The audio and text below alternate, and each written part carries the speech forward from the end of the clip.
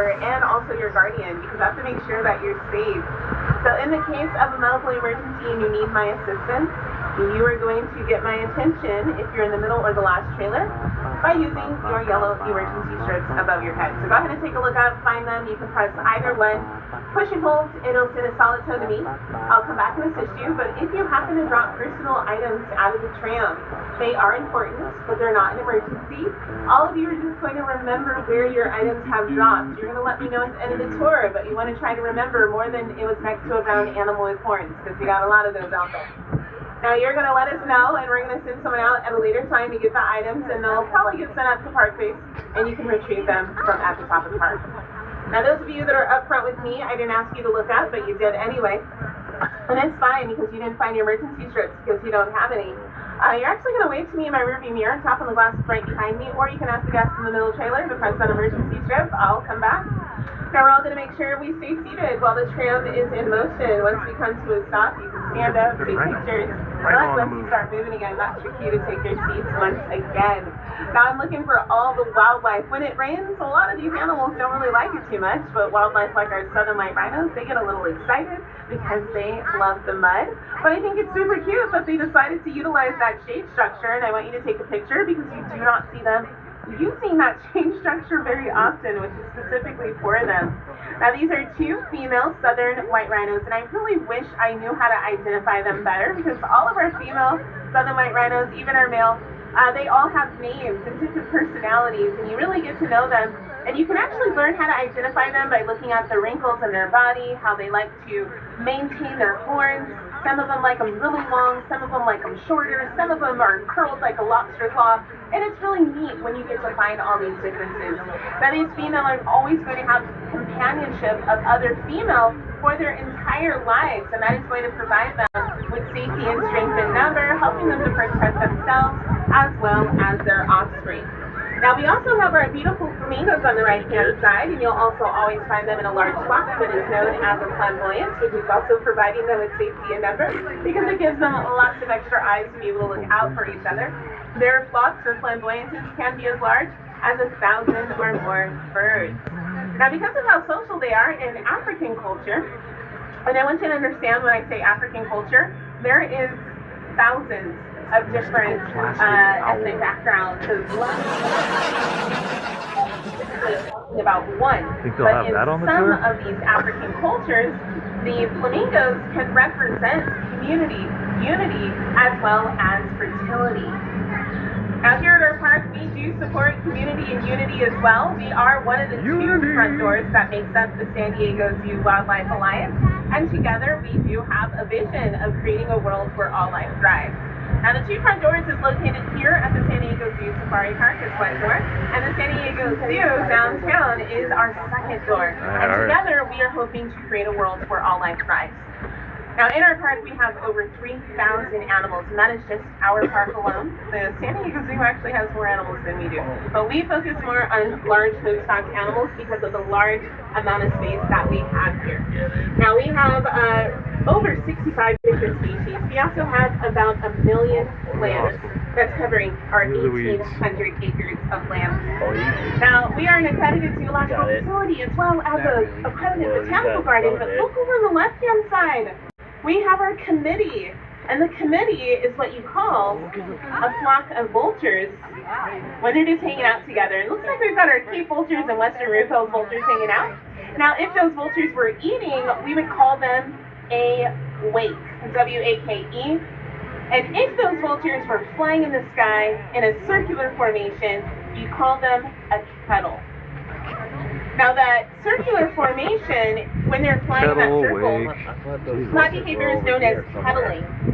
Now it is a rumor or a myth that when you see vultures circling in the sky, it's because they're circling over food. The real reason why they're circling in the air is that they're utilizing the warm thermals of wind. Now by riding these warm thermals of wind, they're able to travel about 100 miles. And they don't have to flap their wings as much, and it's helping them to conserve energy. Now, game wardens are able to watch those vultures, and they're able to use them as a location marker to help help them be able to find poachers that are poaching wildlife, like our southern white rhinos. Now, the poachers don't like that, so they are retaliating against the vultures by setting out poisoned carcasses. Now, some time ago, an African elephant carcass was set out, and African elephants are our largest land mammals. They can get as large as 18,000 pounds, as well as stand anywhere from 12 to 14 feet in height. And one African elephant carcass wiped out 300 vultures. Now that's a lot, considering there's only 23 species of vultures remaining, and over half of the 23 are listed as endangered. Now with us losing our vultures, it is causing disease to build up in the environment, because they are the cleanup crew, the cleansers, because they consume leftover carcasses that is going to help reduce disease and bacteria. But as we build that disease and bacteria in the environment, wildlife like those grubby zebra on the right-hand side are being impacted by anthrax. Anthrax occurs naturally in the environment. And if the wildlife are scavengers that are built to be immune to these diseases and bacteria are not available to clean it up, mammals, which includes you and I, are going to be directly impacted by those diseases. And so we've got more of our vultures. Again, we've got our Cape vulture, that is the one with the more full white feathers, one with the more brown and white feathers, that is the western rude-pelled vulture. And if you see one that has more dark black-brown with the pink head, featherless, that is going to be our lappet-faced vulture. Take a look at our East African crowned crane. It's got those wings open, and oh, I see the lappet-faced vulture. But they are going to flap their wings, but they're not going to take flight because their wings are clipped. They're flight feathers that would allow them to get lifted into the air, are clipped, so that we can keep them within our facility, because they are non-native species, and we do not want non-native species getting into the environment, because then they become an invasive species, because there is not natural predators that are going to control their population, and the native species of plants and animals do not have natural adaptations to protect themselves from the new species, and they are able to overconsume and overpopulate the environment. And so that is why we are trying to help maintain checks and balances of these different species.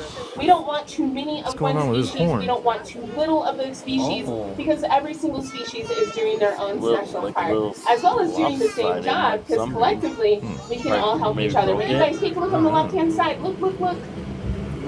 We've got some movement. We've got our largest antelope in the world that are running. This is the only time I've ever seen them run this fast. They can actually run up to about 30 miles per hour, and that's pretty impressive, because these antelope can weigh as heavy as 2,200 pounds, and they can stand as tall as 6 feet from the shoulder down. Now these antelope are also really impressive, because if they need to, they can actually leap 4 feet into the air, and that would be so incredible if we were to witness that right now, and they're not going to take that cue. Oh, there's two little ones. They look so confused. Now, I'm not sure why they are running, but them running is not even triggering the giraffe. And the other animals, you'll notice, they're not running with those elands either. And by the way, elands is Afrikaans for moose or elk, because that is what the naturalists were reminded of when they first started observing the species. But you'll notice the other animals, they're just kind of watching them like, bro, why are you running? And the giraffe are just like, we literally don't see anything. You'll notice that they're all looking in the same direction, except for our male. He's watching them, and he's like, y'all really need to settle down, making others uncomfortable. But our giraffes are the tallest land mammals in the world, 16 to 18 feet in height. And the main reason why they have that height, not just to be able to eat from the trees, but to help them have a sight advantage. From where the giraffe are standing, they can see 2 miles away. And they're looking over there, and they're like, elands, we don't see nothing. I think you need to take a knee and think about it. Go ahead and go lie down, go eat some grass. We got this. We're going to be your watchtowers. Don't worry about it. Now, even our 2 babies, the one that just shook its body, that was Sabira. That's our little girl. and then her brother is to the left of her. And to the right of her is her mama, and you can actually identify her as her mom because they both have the same ossicones. Oh. The ossicones are the horn-like appendages on top of their heads, and mama, she's licking her body right now. You'll notice that they're very puffy on top, and her little girl inherited her puffy ossicones. Now these ossicones are horn-like appendages because they are not true horns. True horns are solid bone with a keratin cover wrapped around the top. And the keratin cover is just like a rhino horn that is a hardened clump of hair with a soft center. That's cool. And it's also keratin just like our hair, except for our hair is not hardened and clumped together. Now when the baby giraffe are born, these ossicones, they're cartilage. And if you've had a baby, and even if you haven't had a baby, you can definitely appreciate that none of these animals are born with horns on top of their heads. Those horns are going to start growing later. Or for the giraffe, they're cartilage, so they're compressed to the top of their head. And that's the reason why you'll see baby giraffe looking like they've got a little mop, wiggy top of hair, because their ossicones are laying flat on their head. But as they grow older, those ossicones are going to start to harden. And they start to stand up, and then they harden into bone. Now they're covered in skin and fur, and there's not a lot known why they actually need the ossicones, other than the fact that the males do use their ossicones to hit each other. They swing their 6-foot-long neck, almost like a sledgehammer, and they are going to hit each other with these ossicones. Eating some waffles. And they compete for female when they are wanting to breed. Now males, you can identify them because their ossicones are going to be hairless on top, bald, because they wear that hair off with that necking behavior. Yes, sir. But also males are going to have a very bumpy face that the female actually finds very attractive. But that bump is going to be like little speed bumps, being able to take that hit to the face, and it's going to absorb that impact. Now giraffe are really incredible because they're able to utilize the adaptations that give them an advantage to not only help themselves, but it also is going to help others. So being the watchtowers, they're able to alert other species of potential danger. So if those giraffe were really concerned with those common eland running, and they saw what those elands were running from, they would actually start running themselves, and then the other animals would take that as a signal and they would run also, and that would help them to be able to escape that danger. Now we are entering into our silent zone. I'm gonna have to turn off my mic. I ask that you keep your voices off as well. Doesn't matter if you're an adult or a kid. We want to make sure that our wildlife is feeling comfortable in their own home.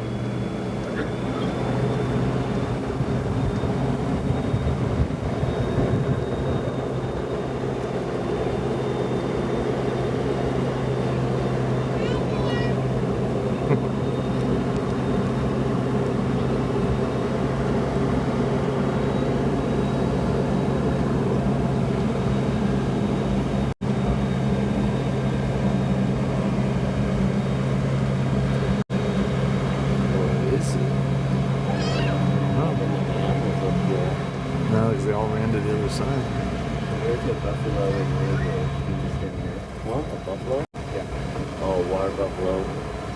Yeah, they're on the hill. Wildebeest.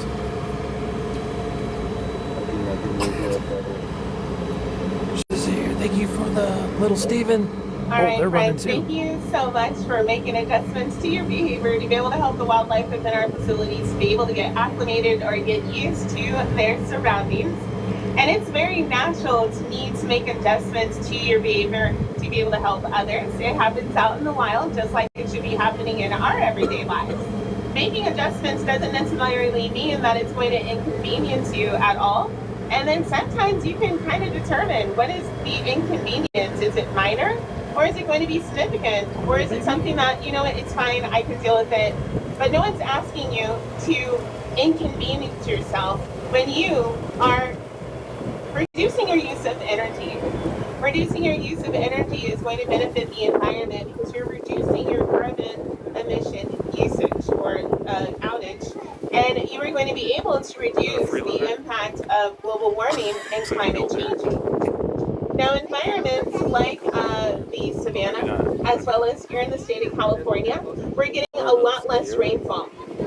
And that lack of rainfall means that plants are not able to replenish themselves. Now, speaking of these plants, after this rain, I want you to look at the plants tomorrow. And I want you to notice how much brighter green they're going to look. They're going to be standing up taller because they're going to feel so refreshed from this little bit of rainfall that we're getting. And then we're not going to get rain for a while. And I want you to notice how the plants look different. And then start looking at the plant life again every time it rains and when we don't have rain. And you can see how much of a difference it actually makes to the environment. Now we can reduce our carbon emissions, reducing global warming, which is going to reduce temperatures. Higher temperatures is drying out plant life, which is then going to reduce nutritional value of the plants.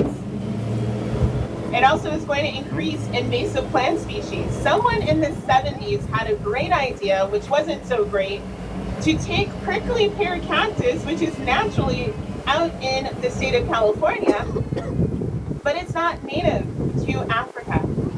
But they had a bright idea. Let me take this prickly pear cactus and plant it in Africa because it's hot here. Well, guess what happened? That prickly pear cactus is actually an invasive plant species. Oh my gosh. What? You guys. Oh my goodness. Oh my goodness. I can't Go ahead and stand up. Go ahead and stand up because these are my animals. I don't even care if I'm late. These are the brindle wildebeest, and they can run as fast as 30 miles per hour, and they are flying through that habitat. Now, what's really cool is when you see these wildebeest, when they have a baby. Go ahead and have a seat, friends. On the day that the babies are born, they literally have minutes. And we were able to time it here at the park. Oh, can you make sure he's not slamming on that because he keeps on freaking me out, and I don't want to hit the brakes. Okay, you can go ahead and have him sit in your lap. Some things haven't changed here. Now, they can stand up, walk, and run, and we timed it here at the park, and they were running 30 miles per hour within 8 to 12 minutes of them being born, which is incredible. Now, why would the babies need to run that fast within minutes of being born? Because these wildebeest, which is Afrikaans for wild beast, they are a migratory species. They're still running. And they are going to migrate very shortly after they are born.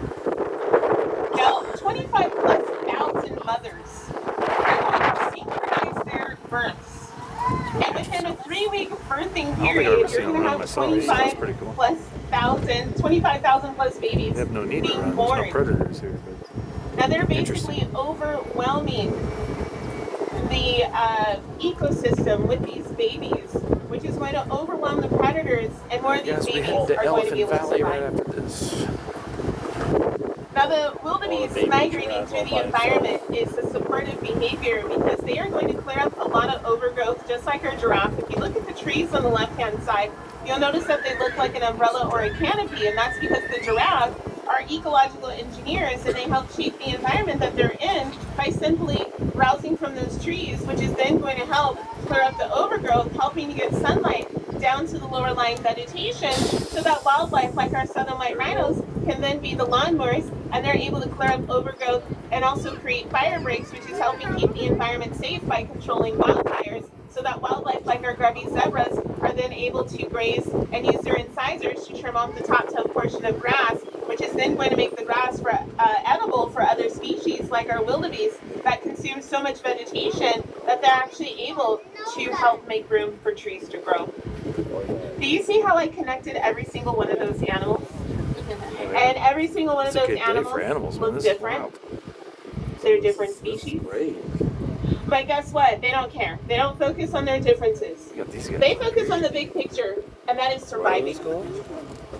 And even though they all want to survive, they're not going to try to do anything to stop others from surviving. They have more mutual respect. Probably like those. Now that doesn't mean that there's not going to be conflict sometimes, because they do have their territory, and you want to protect what's yours. You want to protect your family, which is what our Cape Buffalo are going to do. The Bontabots. But these Cape Buffalo are giving the impression that they are just some nasty, rowdy, awful, aggressive animals, when in reality, these Cape Buffalo have a disadvantage. Every single species, whether they view in color or not, they can see black and white. And so those Cape Buffalo Slow down. do not have the benefit of camouflage. So they're being watched all the time. Now I want you to think about when you're out in public and you notice that someone is looking at you, but potentially they're just looking in your direction, and they look in your direction too long. What is your reaction? I can tell you from firsthand experience, when I've accidentally looked in the direction of someone standing in the line too long, the way that your eyebrows go up above your sunglasses and you puff up your chest a little bit, and you're like, what? And then it What? And I'm just like, I seriously was just disassociating because it's hot out here. I'm not trying to challenge you. I'm not trying to mess with your family. I'm just literally minding my business over here, and you think that I'm challenging you. So imagine if you're being watched all the time. You are going to have a very defensive personality because you're ready to Elephant fight, Valley next, so the throw elephants some should horns, be just like digging those Cape this. Buffalo. They love wet weather. Now you also are going to be very quick to react because you don't know when you have to be ready to actually physically harm somebody. And catch these hands. Catch these And hands. that's how they keep. You caught me off guard. Now, according to society, Cape Buffalo are the second most likely animal to attack us. Finger set of the face. Because apparently, they're the second most likely animal to attack us compared to a hippo that is the first most likely. Now, I don't think it's so much that they are more likely to attack us. I think we're not respecting them. We're getting way too close for comfort. We're also missing any type of communication because we don't speak Cape Buffalo. We don't speak animal. We don't know if they're shifting their horns a certain way or their ears. We don't know if their snorts or their stomps, even though these are all little indicators, but we need to keep our distance. We need to have mutual respect for each other. And that is what's going on out in the environment. But even still, they are going to work together to be able to help each other.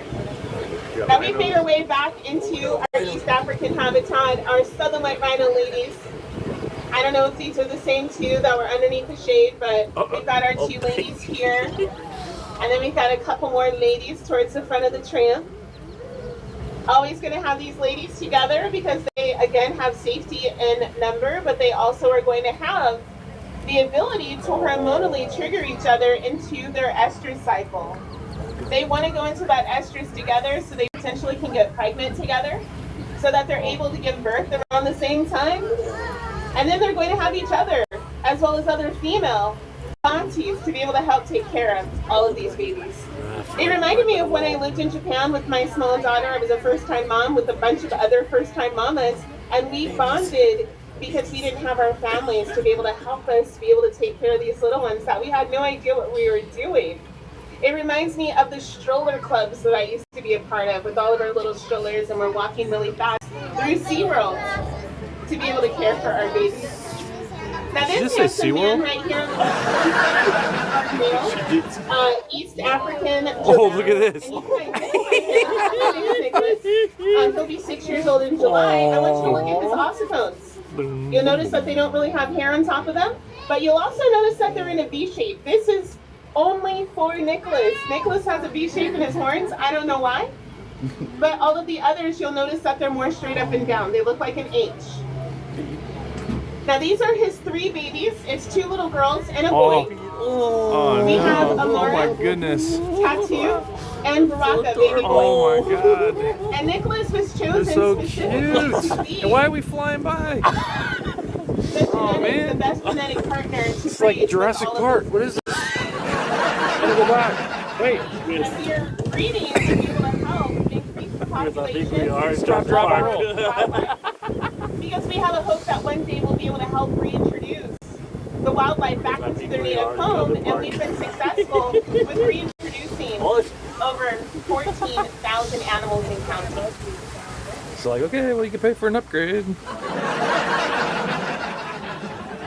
Well, the lions aren't out, are they? No, it can't.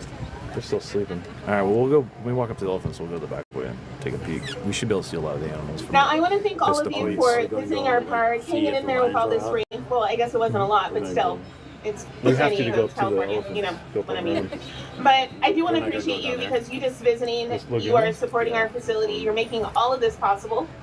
And I want to encourage you to even help with research while you're at home by visiting wildwatchkenya.org. We actually have cameras set up in Kenya that are taking uploaded to the wildwatchkenya.org website, and you can look at the photos that are being uploaded to this site, and you can help identify what you see in them. And you're actually submitting this information. It's really easy. You look at a picture, if you don't see anything, you click, I see nothing, you go to the next picture. The next picture, you might see some giraffe, and you're going to say, I see giraffe. You actually just click giraffe. They're going to ask, what are those giraffe doing? And I guarantee you 9 times out of 10, they literally are just standing there. If they're eating, you're going to say they're eating or just standing. And then you click it and you submit the information. And now you're a community scientist. You're helping with research. And you can do it closer to home by going to wildwatchburrowingowl.org. We've released over 20 burrowing owls out into a preserve out in Ramona, so not too far from here. And again, we need to help identify them in the environment, and you can help with that. So thank you so much. I hope you had fun. All right, guys, there might be a little blip in the matrix here. My name's Ebony. I'm your guided wheelchair driver. We got to beeline it through the depot. We're going to head up to Elephant Valley, so on the way we should be able to see some of those animals. That's the only thing that bums me out is sometimes when they're like, because she took some time to see something else, they're on a tight schedule. They're supposed to keep it to like 25 minutes. So unfortunately, we had a better viewing, and she like blew right past the 3 baby giraffes. Oh my gosh, they were adorable. Like she like just ran. They were like 6 feet tall. They're like newbies. Yeah, the Elephant Valley. I've not been here since March 1st, so it's been a minute. We got some. Boom, boom, boom, boom. We got over here some critters. Got some critters. Oh, that's the backside of the lagoon loop. Lagoon. Yeah, that's some. Oh, it's packed. Yeah. Rainy days are the best days to be at the zoo. Always. All the animals are extra frisky. They've been all out. The only one we didn't see was the lions. The lions are all inside the den, but everything else, it's always going to be an optimal viewing day. The best so far, and I'll post a video, was because I recorded. Was not live. Was the gorillas. The gorillas were awesome. Their reaction to the rain was pretty funny. Oh yeah, the whoopies. They were very, very human-like. With their hands out, going, what is this stuff falling from the sky? And they were all debating if they were going to go inside to the dens. Yeah, really very cool primate connection there between human and gorilla. Because we're both doing the same thing. We were hiding under the trees, and they were hiding under the rock shade structures. It was a pretty cool moment. And you realize how very little different we are. It makes me wonder, what they're thinking.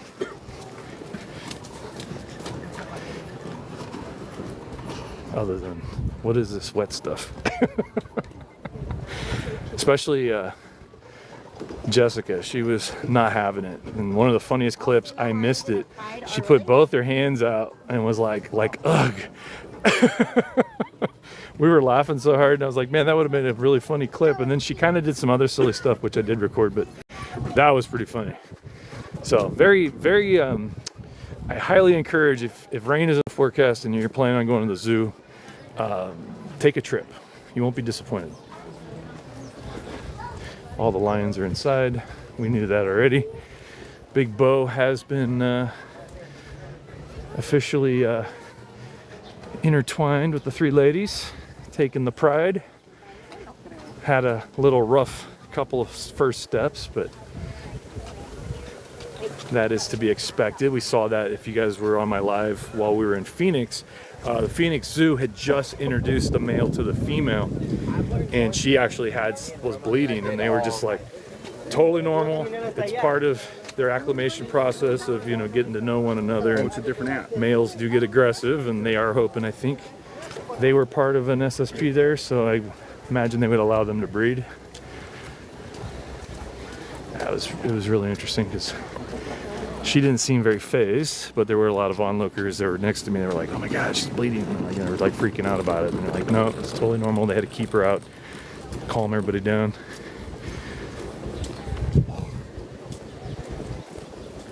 It's like the longest walk ever.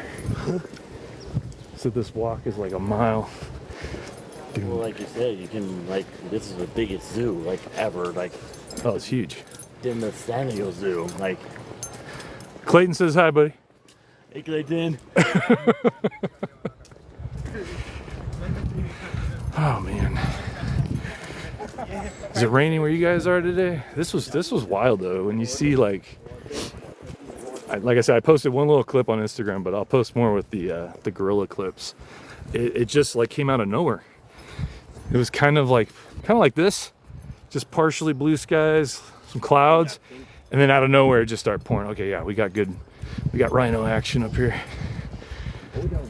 We got some animals.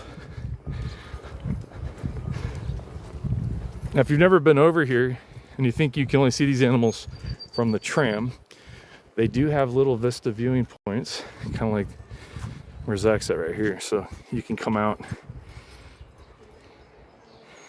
and check them out. So if you have an instance like we just had where she kind of beelines it, you can come over and get some really nice pictures, because that's the hardest part is people, oh, what is going on with all the running today? I'm wondering if there's like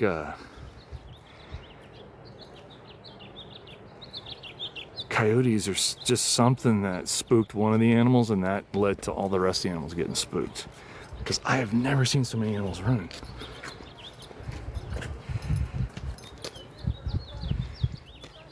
They gotta be spooked of something. Well, there's 2 rhinos up there. So cool though. I mean, this is like one of the better viewing points I've had. It could be another earthquake like that. Oh yeah, I didn't even think about that. True. I think a lot more animals would have been running around. True. The last time, like, literally every single animal was running always. So cool.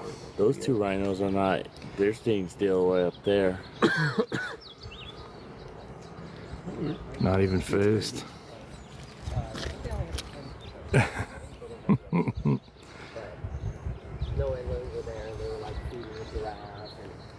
What are you doing down there? Mm-hmm. Grass, eating grass. Kimberly Joy, thank you.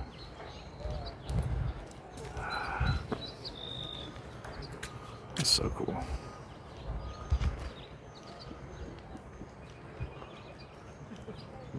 So beautiful animals. Yep.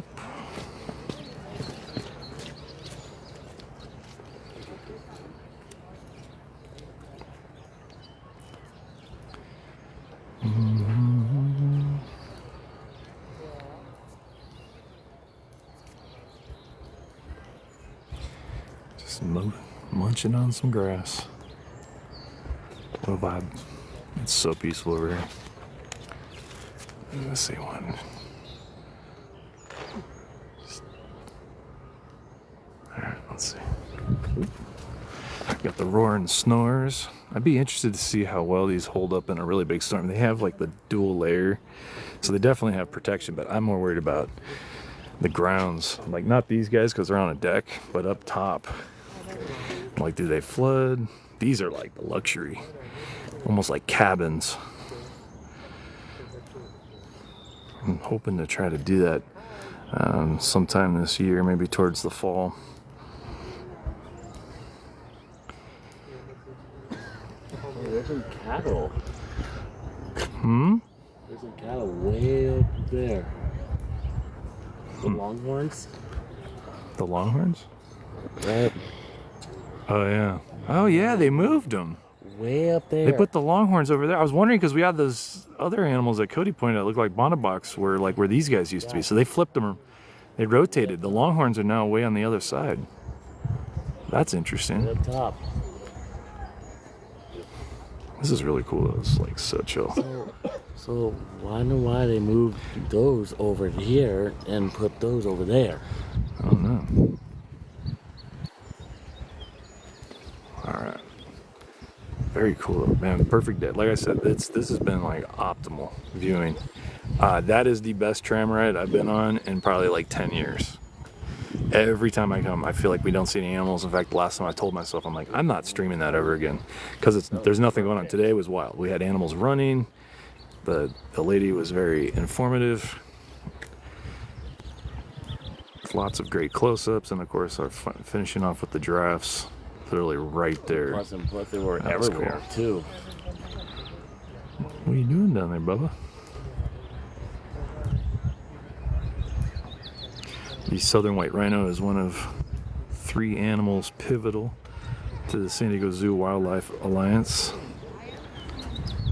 part of their SSP programs, trying to keep the species alive. Unfortunately, their cousin, the northern white rhino, there are only 2 left. The old Pajetta Zoo, and it's really sad. There are 2 aging females that can no longer breed, so even if they used cryo-frozen embryos or semen, they would not be able to do anything naturally, even with artificial assistance. But what they are trying to do is completely do the whole process artificially by using a southern white rhino as a surrogate.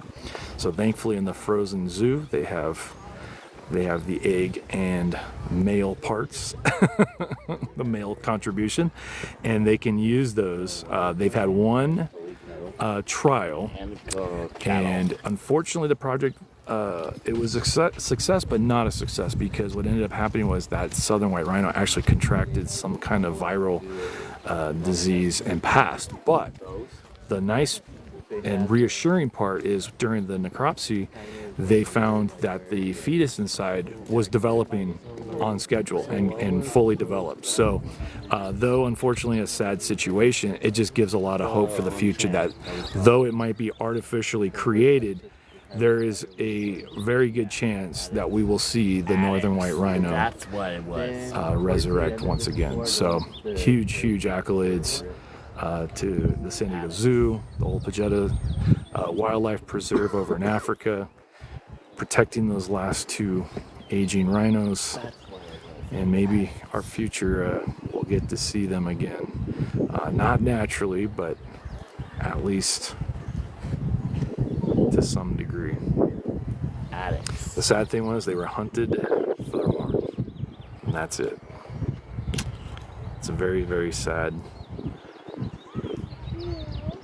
world we live in, that we just clip one thing and it's not even for some magical medicine that they claim it's for. It's made of keratin, just like our fingernails. So if poachers would like a pile of my nail clippings, we can send them to them, because it essentially is the same property. It's just keratin. So very sad that they have people bamboozled into believing about some mystical magical power. I don't know too many people that eat rhino, so I mean literally they were taking this animal down just for its horn. I would not eat rhino. Very sad. I would not. But this is where I know some people aren't a fan of a zoo. Well, this is where they come into play, and especially like a wildlife preserve or a setup like this. I mean, look at the area these 2 have to roam. They have access to this entire area. So this is not your average zoo. If you've never been to the San Diego Zoo Safari Park, formerly known as the Wild Animal Park, this is one of my favorite spots. This habitat is huge. Of the 200 acres here, this is a huge part of it. If you look at the map, it's about a third. So they have quite a bit of room to roam. There are several species. I think there's 17 out here altogether, all herbivores, of course, so they're non-threatening to each other. There's no predators roaming the prairies out here, and that's why she was trying to figure out what would have spooked all the animals, because it's like it had to have been a domino effect. One of the smaller animals must have been spooked by something local wildlife, or maybe just got startled by somebody's voice. You just never know, right? So anyway, we're gonna head up to I'm gonna head up towards the elephants. Here's the roar and snore. Axel, those were the white deer. Alex on the tram. The ones that are on the right side? Yeah. Oh, those are cool. Those are cattle up there. Yeah, I can't. That's kind of wild that they moved them. So we'll say goodbye to our couple of rhino friends here. Which way you want to go? That way? Yeah. All right. Oh, of course, Rachel. I appreciate Rochelle. Sorry, I got to turn this up. I can't see somebody's name. Oh, that was Rochelle Dubb. I thought I said Rachel. Sorry. It is so, like, the sun is literally now decided to come out, and my screen is like dark. Hope you're having a good day. I try to share what I know. Uh-oh, Cody's dropping a... Cody with the penguin. Oh, Lord, yeah. Say goodbye to the rhinos. It's just really cool. I mean, this is like I said, this is one of those days where it's just optimal viewing. I mean, I could sit there all day, really. I mean, that's just me. Take it all in, but we got a lot to do in the next 2 hours, so we'll head on to the elephantages. I hear it, yeah. I hear it. Yeah. Elephants should be splashing around the mud. If it was not raining like this, none of these animals will be active. No. I've been here so many times, and like usually the only action I get is up with the tigers, the platypus, kangaroos, and over here it's usually like they're way far away, but not today. Today's a good day. Katie, hello. Clayton, hello. SeaWorld. Another good view. So you got multiple views of these guys. So you got a couple way down there too. Up there. Yeah. This is like a good chill spot up here too.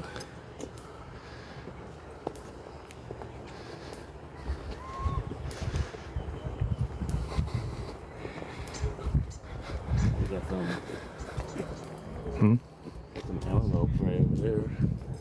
Doom doom doom doom. Doom doom doom doom. Here we go. So this is the first time I've ever seen The elephants? this in this valley. Elephant Valley's pretty dope.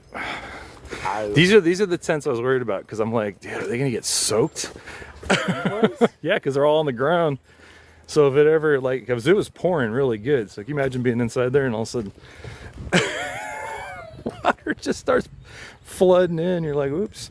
But I'm hoping to do a live stream from here, maybe in the fall. I don't know. We'll see. I gotta find some time when it's good. And they don't do a lot of collaboration opportunities, so it would definitely be out of pocket. So I know the prices fluctuate depending on peak, prime times, things like that. But I'll reach out to them and see. You never know. I know they did one, and I don't think it went very well.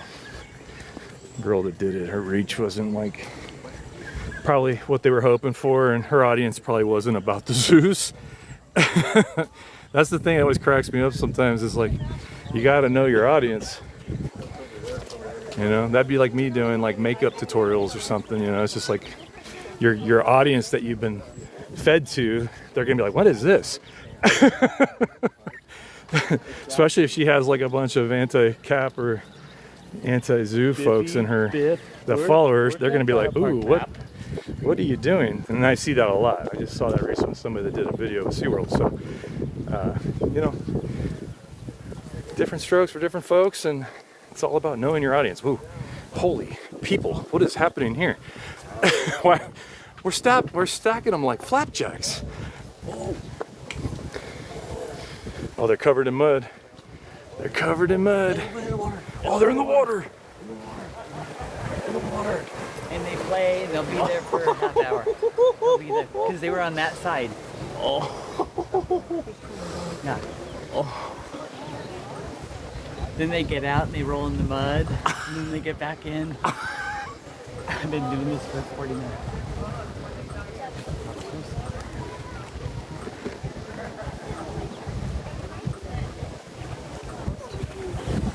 Oh. Oh. Blue?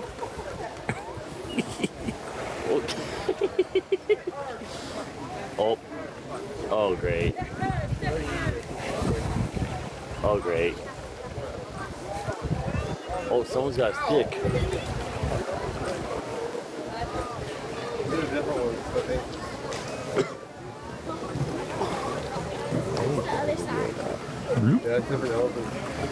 We'll go into snorkel mode.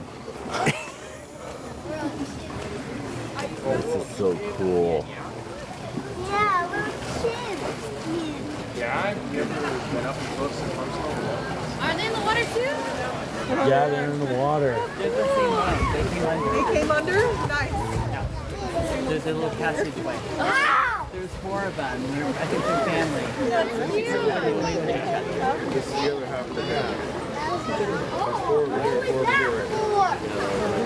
I tapped 43 times.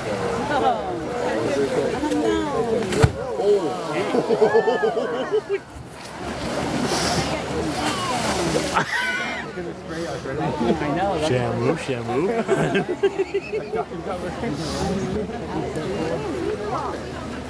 And it's time to get wet.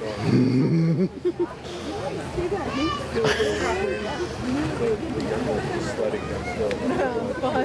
Getting down their butts and sledding down the hill. That's also great. Yeah, you got to realize that's one of the volunteers was telling us about it. I love that. All right. They've already, they're gone. Chris, I guess you said the little ones were sliding down on their butt. Oh, hi, cutie. Oh. Oh, stick.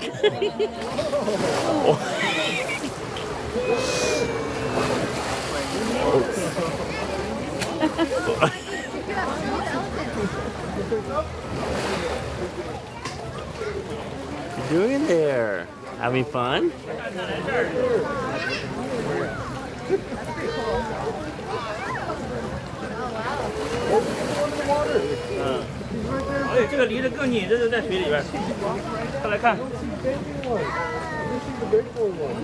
Oh. 快快快，来这儿看。真真过来，我抱你看来。看不见。过来，我抱你看。哎呦。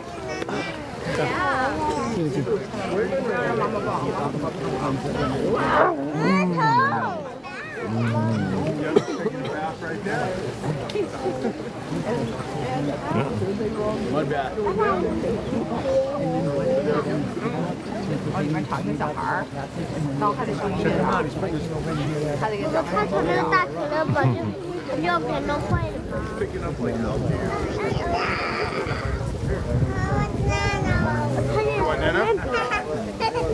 ？Look at how big he is, yeah? He's clean now. He said he's clean now. That was awesome. That was pretty rad. I knew we'd get some elephant waterworks here at some point. That was great. I'll definitely clip that out. That was really neat. I wish a lot of people had been quiet around me, but it's all good. It's all good. I know everybody's excited. Zoos are interesting. That's why, if you ever notice, my voice is way different. I mean, I won't lie. SeaWorld is definitely like a party atmosphere. Different vibes, you know. You got roller coasters, you got family-friendly attractions and shows and presentations. Lots of alcohol. They have alcohol here too, but it's just a different vibe. You know, you're just being respectful of people around you that might be taken in. Unfortunately, though, with as much action is happening right now. Whoa. The underpass is one of the cool additions to this habitat because they can go back and forth from either side. If you've ever been to the San Diego Zoo, they lock up one side. They don't do that here. There was one right here. Because they are all related, so they can all get along 24/7. He was grabbing a branch. Rochelle! Look at the little Stevens!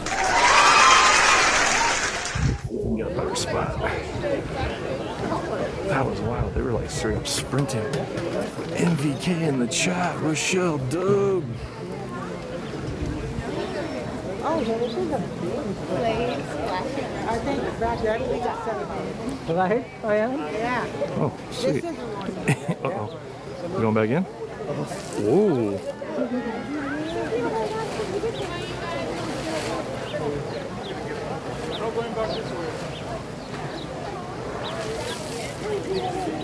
No, it's not a drink.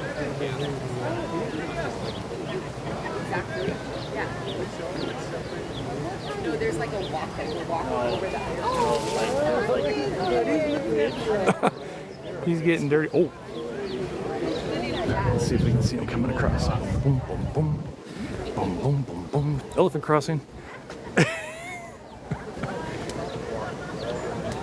See if they come out. See, they got a lagoon on this side too, but they are super excited about that lagoon. Did she come out? She didn't come out. That's crazy. You tricked me. You got a turkey? Oh, making mud.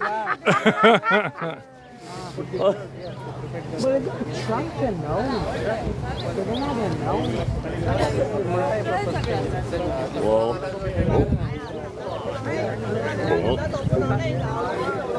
Oh. Going under. Going under.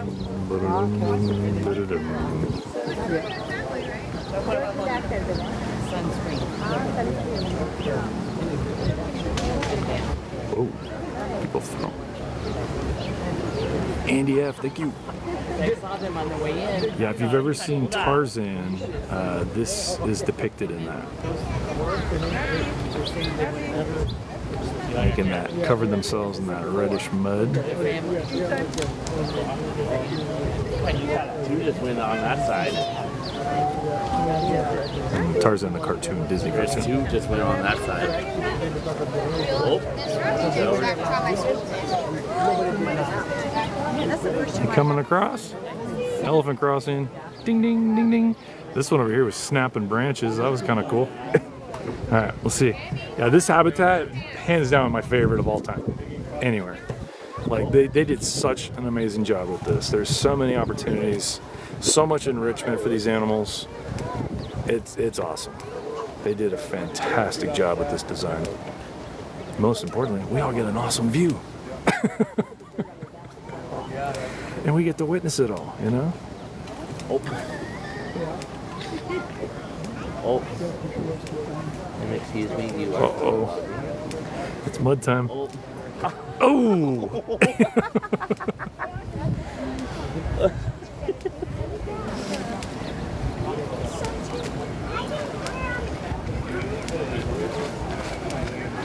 Well, Chris, looks like you got something special.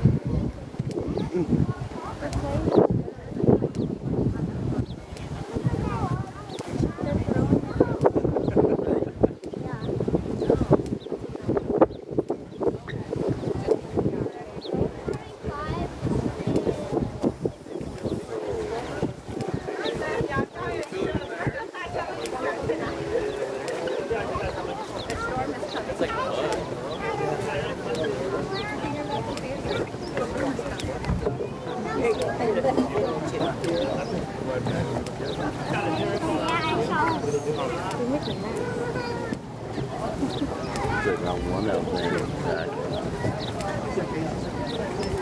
Right now, like over there. There's some that have not got muddy yet. He will. That was so cool.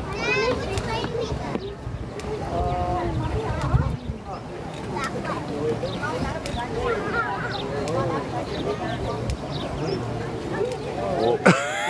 Just lay down in it. Oh, bump.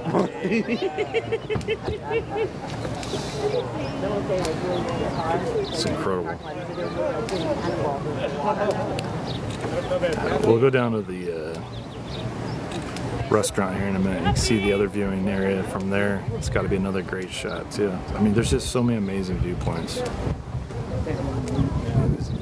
So not only is it an amazing, enriching habitat for the animals, we get to enjoy it all from all these observation areas, completely out of their way, so they're not bothered. Many of them don't even know we're even here. No threat, and they can live their life. What is that? A little kick going on? Oh! Oh! Yeah.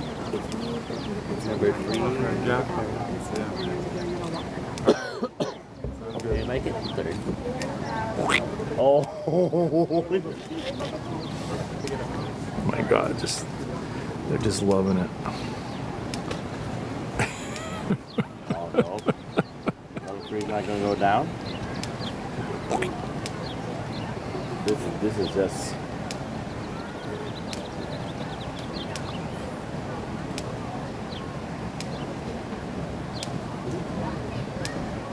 Figure out which one's the youngest. I don't know which one's the youngest.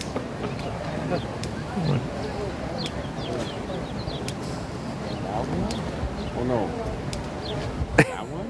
I don't know any.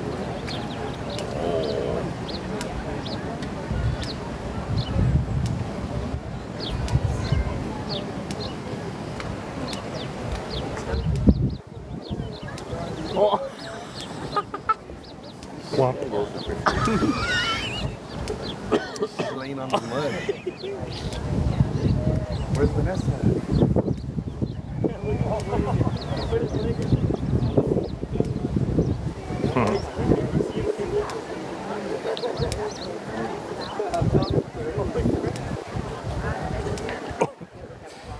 It's too nuts.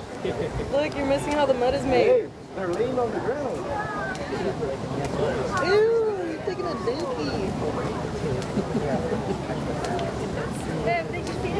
Oh my god. How precious. Yeah, sorry. Yeah, we did. The last time we came, it was a hot day. Yeah, So they were getting water from the pond and bringing it back to their pile. Oh I no. think one was like, Apparently it's going to be some really spooky mud here in a minute. I got that too. So would it hurt if they step on you? I mean, yeah, because they weigh a ton. No, Yes, it would break your foot, dude. Girl, but it's like squishy. No, it's gonna break your foot. Oh, he's beating it up with that Stick in branch. a different direction. Not like that. Reverse. Take that, you stick. This one's playing with the branch. Oh, it's Did he catch his back with it? Oh, look at that. He's wearing it. I know, it's Yeah, this looks like Swazi. That's the name for it. So that's Swazi. Swazi. Okay. For Swaziland? Where she came from? Swaziland. It's not called this one. So that's Swazi. In the mud hole? No. Oh, coming towards us? That's coming. Who's in the mud? Don't. It's in the middle of that country. It's surrounded by that country. It's right here. the continent of Africa. Yes, southern portion of Africa. She's chasing the raven or the crow. I'm going to say that we can see it from down there. Even better. These are the two. I don't know which one's which. But I gotta see them both kind of near each other. It's a little hard because they're both similar sizes, but their tusks are a little different. Yeah, that's. So I would guess maybe that's Candy because that was Swazi right here, so she'd be hanging around. Cammy? Cammy, you muddy mess. Living SoCal, thank you for the level up, Sparks.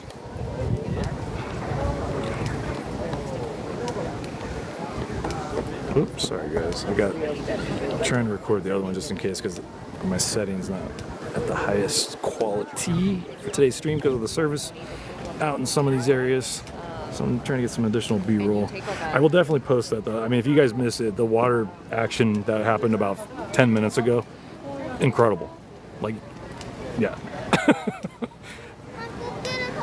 Equivalent to being at Disneyland on the Jungle Cruise, but with real animals. I mean, water splashing, water spraying out of their trunks. I mean, it was wild.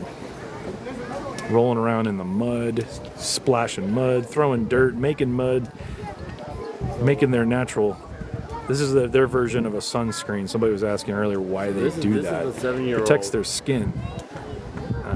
And again, they demonstrated that. Oh, little snack. Oh, just kidding. They demonstrated even in the cartoon of Disney's Tarzan. Making that red mud. There is a product called Sun Mud. They are doing a collaboration with the San Diego Zoo Wildlife Alliance, and then a portion of the proceeds go directly to helping the African elephants, which is really cool.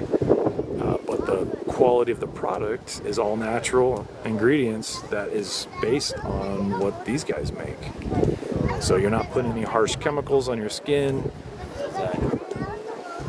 There's so many sunscreens now that are not safe to use when you're scuba diving or snorkeling in the reefs. But it's completely natural, so it's a pretty cool product.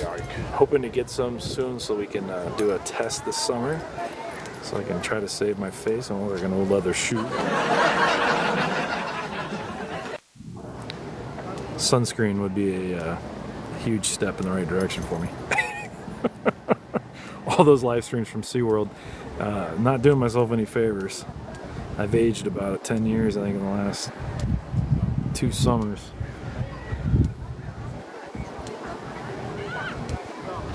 I don't know all their ages. I know this one's the mate.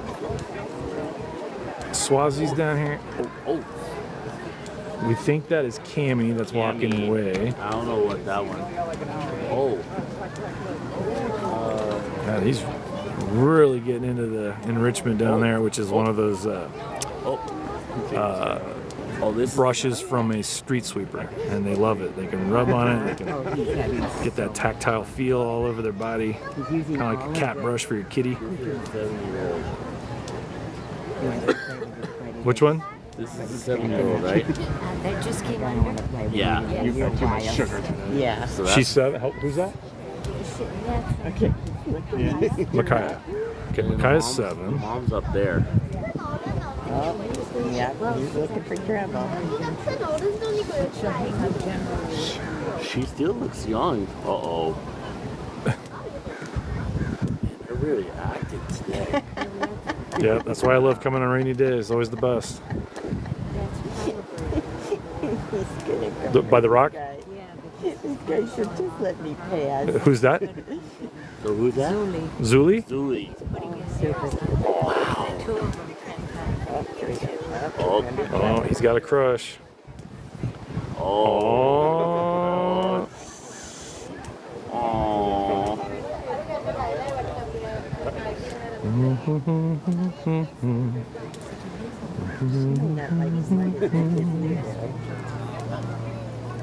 Well, it looks like he found a girlfriend.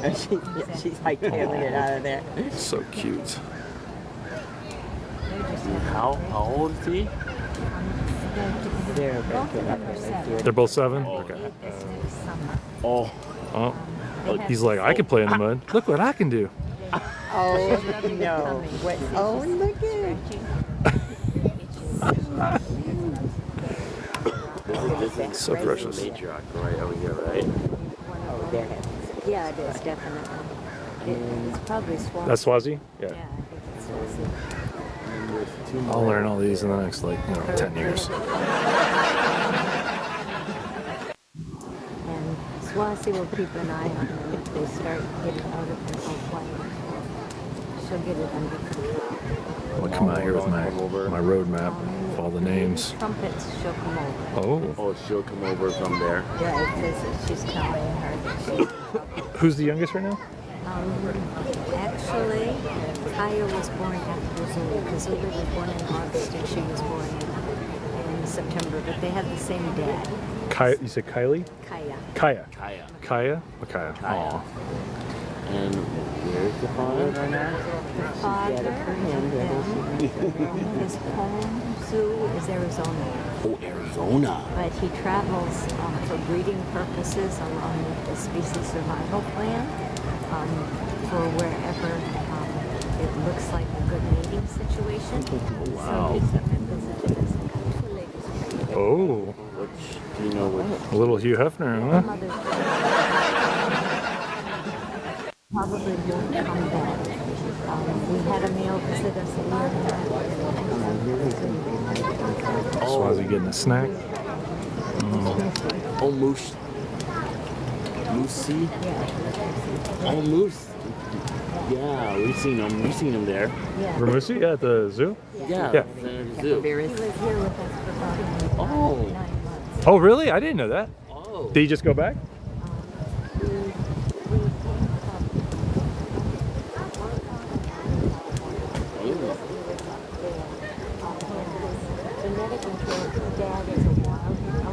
Okay. Do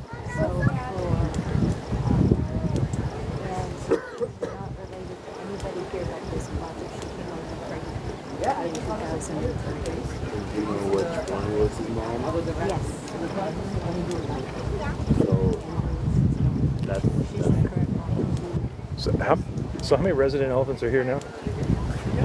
At this park? 8? And then how many are related? You know? The 3 matriarchs are not related. Okay. Everybody else is natural. Okay. So is it 3 different families? Is that what it is? I remember when we used to take it over there, there was a couple people, I think they misspoke and told us 2 different things one time. So I was like, wait, because somebody used to tell us, I thought there was 5, that was one family, and then there was 2 separate. But I think somebody did tell me 3 different families. So there you go. That's probably the accurate. What's that? Got a little buggy attacking my leg. Go away, little bug. Very cool. Little Yoda, hello. Angie, hello.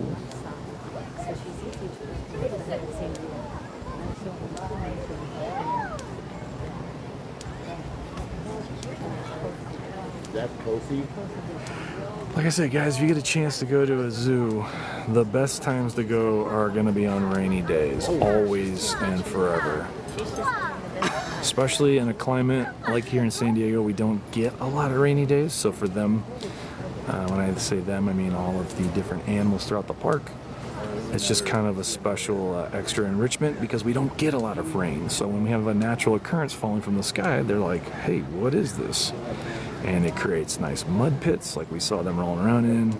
It overfills the lagoons, so it attracts them to the water to splash around, which we got to see that as soon as we got here. It's been a really, really good day here today at the San Diego Zoo Safari Park. If you've never been to this facility, it's one of my favorite facilities of all time. Always has been.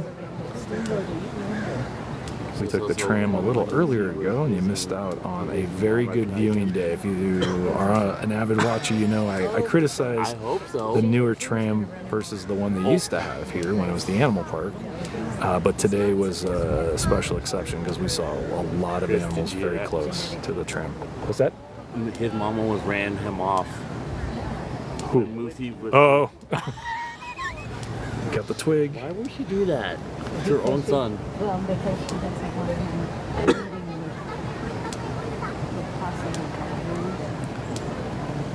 Oh, right on. But the girls were delighted to see it. So he would know why the tram was called the Wagasa. So do you think we'll get... He worked for the zoo in the 50s. He definitely knows what the acronym stood for. like bring male... It's actually one of the funniest stories of all time for the zoo. For those that don't know, they had a contractor that helped build that tram and was very particular about, very meticulous on his blueprints. Well, he had some people that would make fun of him, give him a hard time, and at some point he was bothered that he had one of his architects or whoever was in charge of the blueprints decided to move some things around to mess with him, and they had an inside joke. So the acronym was for "Who gives a shit anyway?" But they put the acronym down, and the guy goes, "Oh, is that African? That sounds pretty cool. That would go. That's in line with the theme and branding of the San Diego Zoo Safari Park." And that's where that name came from. So it used to be all over all the trams. Until years and years later, that story finally surfaced and came to light, and all that has been rebranded since then. But you can still find some of those old logos and pictures of the trams online. It actually was a monorail Not like the monorail at Disneyland, but similar down below on the track. So this track ran on the ground, but it had a similar system underneath. It was just an open air cars as opposed to looking more like a bullet train like Disneyland's monorail. But that was always a funny story because, you know, as kids we'd hear like rumblings. There's like, they wouldn't always tell you. They're like, oh yeah, there's a funny story behind that. But they didn't always share it because they, you know, didn't want to drop any profanities in front of the kids. But at some point that story finally came to light, and it was pretty funny.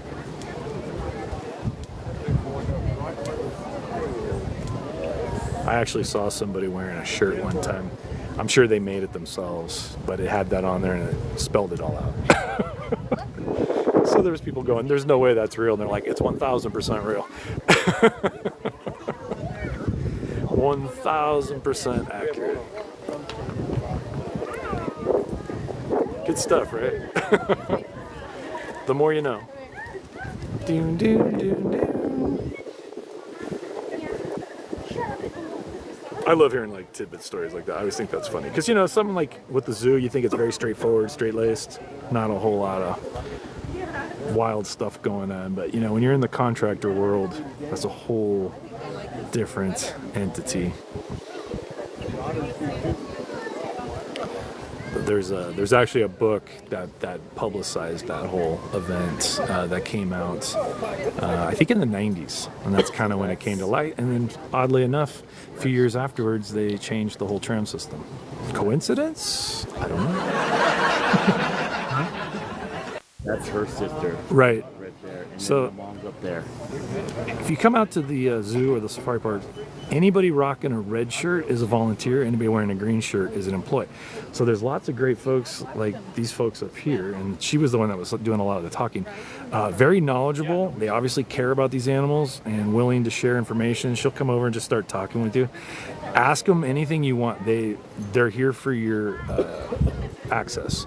And I think it's amazing that these people give up their own time, and I think it shows a lot in, you know, the credibility in the mission here at the two sister zoo parks in San Diego. A lot of dedicated people volunteering to come back and just share whatever they've learned, whether they were a former keeper themselves or just somebody that was just ambitious to learn more and become an ambassador free of charge, which is always pretty cool. She came from Swahili, right? What? Who? Swazi, is that what she was telling us? I think so. Yeah, originally. So there's 3 different families. Now I know one of them had to be relocated because of the farmers. We've talked about that before. They were destroying fence lines. There is a new program that are developing and setting up beehives.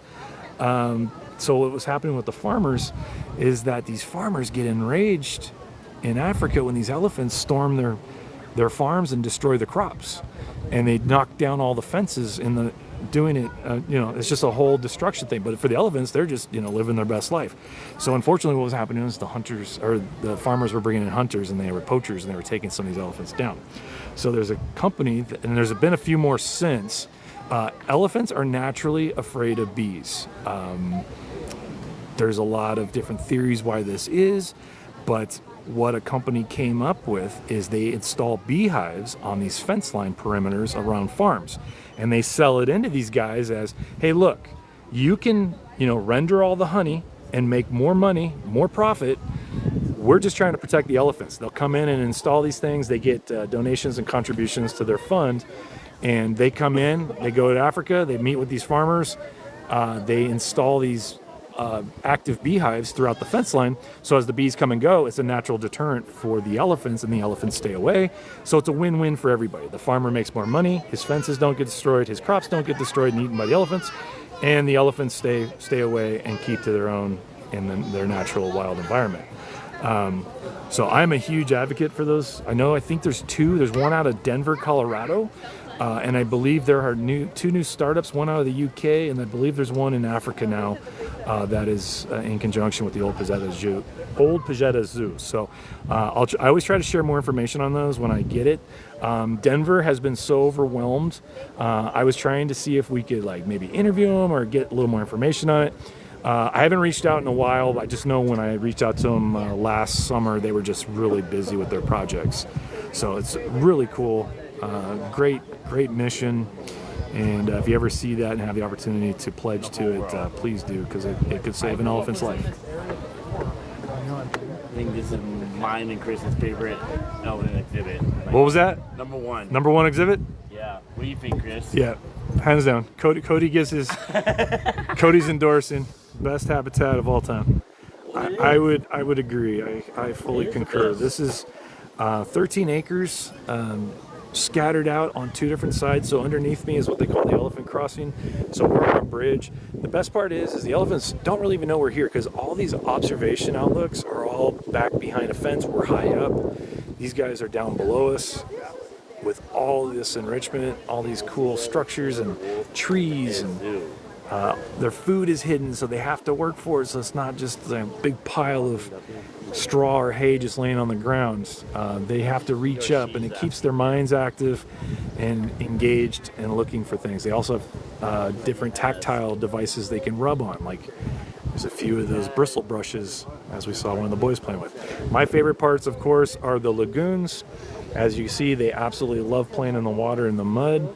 And we got to see that all in full speed here. So again, this is one of those things where timing is everything. I mean, there's a lot of folks here now, but they're missing out. They were here 20 minutes ago. They would have seen the optimal show. And that's what makes the visit to the zoo so great, is that you just never know. You could show up at any given time and something could be going on. Like today when it was raining, I started at the gorillas and was not live, and caught some amazing footage of Jessica was just totally total human-like, had her hand out, looking at the sky, like, what is this? And it was like one of those things where you have that human to primate gorilla connection, where I feel like they're wondering what we're thinking, and I'm doing the same thing. I'm wondering what she's thinking. We're all looking at the sky, we're all hiding. They were hiding under the rock structures, we're hiding under the trees and overhangs. So it was just kind of one of those really fascinating moments that 2 primates doing the same action. Yeah, it's just a really beautiful park. There's a lot to look at. Oh, breaking up some bamboo. And my favorite thing is, the space. It's all about the space. There aren't too many people that are going to naysay the safari park. And again, if you're from an older generation, you may remember the San Diego Zoo. The San Diego Wild Animal Park. That's what this is. It just got rebranded in, I think, 2009 to the San Diego Zoo Safari Park. And there's been a lot of myths on why they did that. Mainly to bring it in line. I mean, the park, when they rebranded, re-graphicked to unite the two, it was just to develop a further connection to establish with tourists, people traveling, that these parks are related. Obviously in San Diego, we always knew that, but for the average guest, they don't know. The branding was totally different, but in the early 2000s, they did align them together, and they both under the San Diego Zoo umbrella.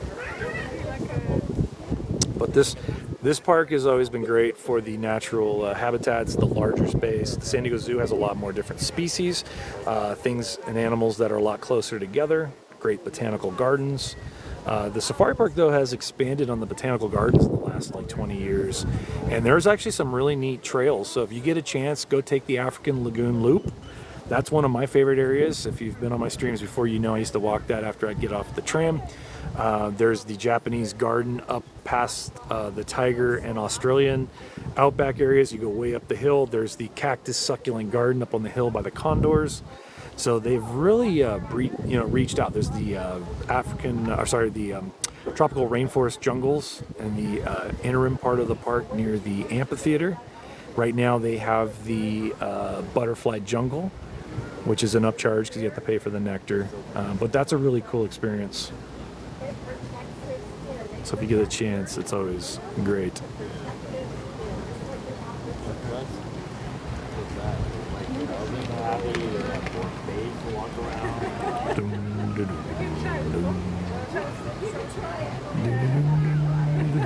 Peter, what up, buddy?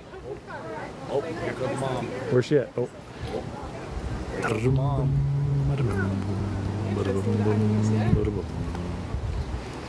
Susie Q, hello, how are you? So again, guys, if you didn't see the title, this is the San Diego Zoo Safari Park. This is the brand new Elephant Valley. It's my second visit since the preview, and it did not disappoint today. Fantastic. Lots of water action down here in the lagoon, splashing. They were making mud over here. They were playing on the other side as well. Got lots of great areas to explore. I guess that's a good thing. Where's that? Have you been to the cave yet? Wanna go check it out? The cave's pretty cool. I've only been in once, but they chased me out because I was here late. They were in water earlier, they were rolling mud, Yeah, over here in the water. Oh, and then over here. Let's see, where's that viewing area? Oh, there it is. Oh, that's interesting. They graphicked it's two-way glass. Huh? Oh, right here. They covered it up so they can't see us on this side. See that cave? Oh yeah, I've been. So on this side it looks like rock. I didn't notice that last time. You didn't know it? No, when I went in, I just thought they could see us. That's pretty cool. I've heard about it, but I didn't know they actually did it. I'll show you guys here in a minute. It's pretty neat. So the viewing area of the cave looks like they have cover-ups for it. So it blends in. So the animals don't know what's going on. Let's go check it out, see if we can go in. Hopefully it's open. Maybe they closed it. I don't know. That could be why. But it looks like it's a print. We're gonna find out. Oh, she's leaving. She's leaving as soon as we're walking over to it. I want to go inside and see. When I was here last time, they was like, all right, we're closed. The migration of a lot of smaller animals that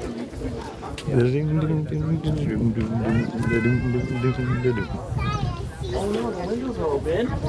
Yeah, they put a thing on it. They flipped it. Elephants are still acclimating to people being at ground level. So most important rule, we're going to make sure we use our indoor voices. Stay behind the ropes, don't touch the glass, and no flash park. All right. Come on in. Oh, they changed it. See, the last time I was here, I got to go up on it. It's kind of cool though. They put that on there. Only problem is the camera not so happy with that. There we go. If you zoom in very slowly. You just put like plastic screen? No, it's like what they put on like buildings and buses, so they can print. It's printed to look like the rock.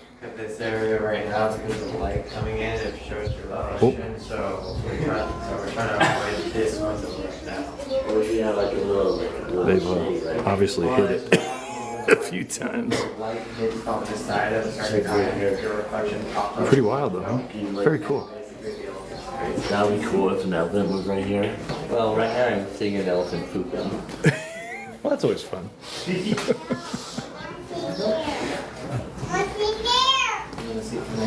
Very cool. Make sure we're using our inside voice. Wow.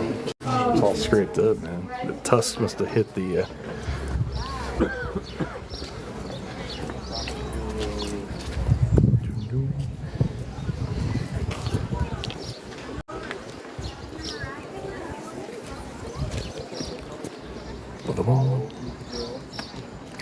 Missy Reader, thank you for the baby Steve.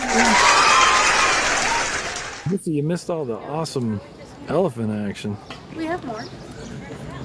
Yeah, we'll give you another one. But you guys also look here. Where's the... Oh, yeah. The little sloth is jumping off the Harley Davidson, I think. I like how Copilot just went down a rabbit hole and they all look similar.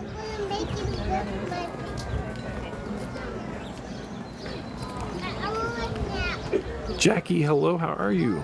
Yeah, you guys, if you missed it, I will try to, I'm gonna make a video on the, well, definitely with Jessica and Paul Don with the gorillas in the rain, but this was incredible. Like, if you missed it, we had some amazing interactions with the elephants splashing around the water, rolling around in the mud. Yeah, it was a great day. So we still haven't gone up to see the platypus yet. Or the tigers. Might be a good viewing for tigers now that the rain has stopped and it's cool outside. Kind of stormy looking, but not too bad. I think most of the rain has I think the rain passed on. Yeah. It poured pretty good though for a while. It was pretty neat. We needed that rain. Yes, we did. Well, we'll think of when fire season starts. And think of like all the dry stuff. It's gonna get dry. Like, I wish we could get like a little bit more rain. Like, yeah, the rain was fun. Padres are winning. Nice, nice.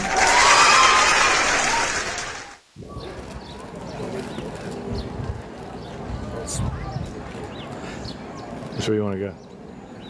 You want to go up? All right. All right. Let's go up to the tigers. Tigers. tigers. Tigers, and go see a little Bira, the lone little platypus. Little Eve passed away a few weeks ago, and very distraught. No, the female. Oh, the female?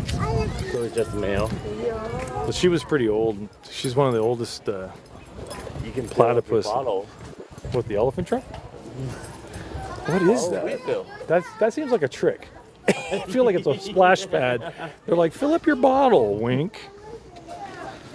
Oh man, how's everybody doing today? Happy Sunday. It's been a great stream from the safari park. Let me tell you something. Holy cow. The tram, without even question, is probably one of the best I've ever been on since they renovated these things back in like 2009, 2008, whenever they changed it out. Did you break this branch? Did you break this branch? Whoa! Chris, how did you break that branch? Strategically.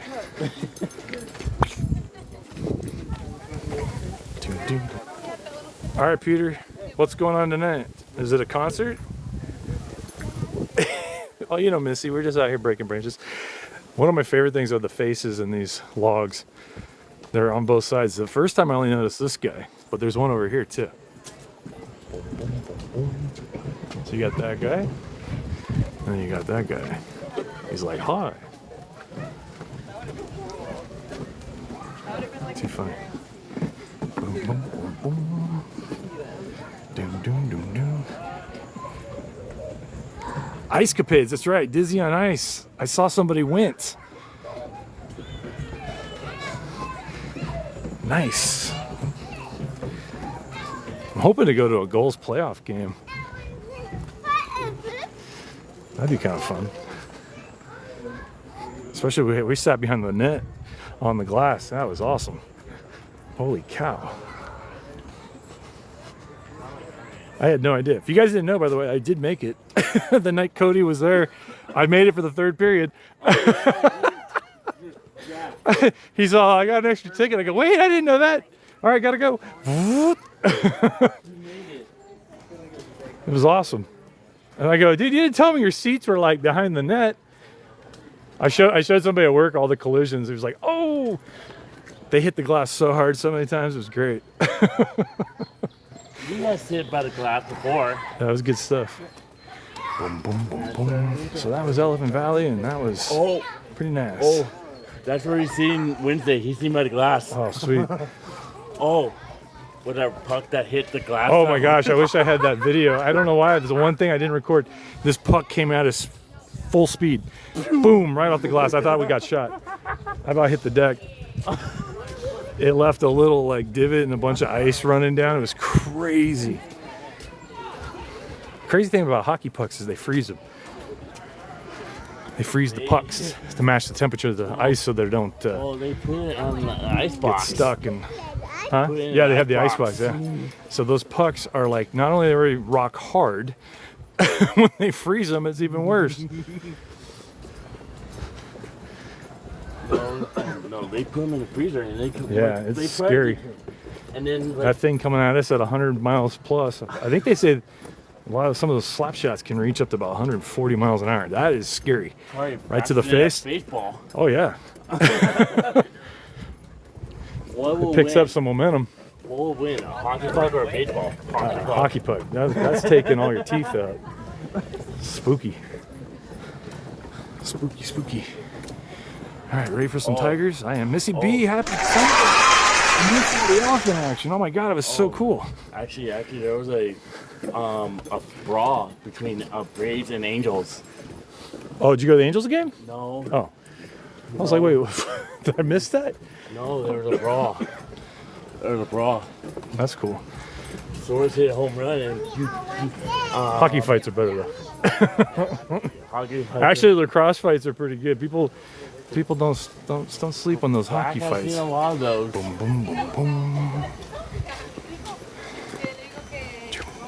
Into the bamboo forest we go. And plus, those hockey players punch hard. Yeah. Broken nose. We are heading to the Tigers, yes. Missy B with the Easter Bunny. The bunny's coming. Mystery.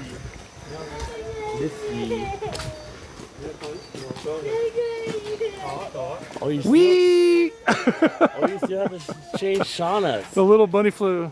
Sharna's? Oh. Emote. Yeah, I ran out of time. Oh, the little trail's open today. Is Barong on the glass? Nope. They even out? Where's your tiger shirt? Is he out? Yeah. Oh yeah, he is. Snoozing.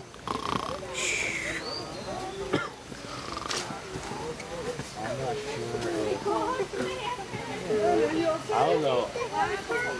Chris, these are the tigers. I don't know their names. Like, there's Barong. He's the youngest. His sister, what was her name? Oh, Majel. Majel's here. I used to know them. Majel. See, this is what happens when you take long hiatuses. I'm like, there's Dopey, there's Doc. Grumpy. Just snoozing. Sleeping Beauty. Let's see if we can get it from the other side. That's what my cat was doing when I was leaving. Both of them. Sleeping. That's all they ever do. They eat, they sleep, they go to the litter box, go back to sleep, bug me to be fed again. I'm like, what do you do? Oh, Sleepy Kitty. What do you do? Aw.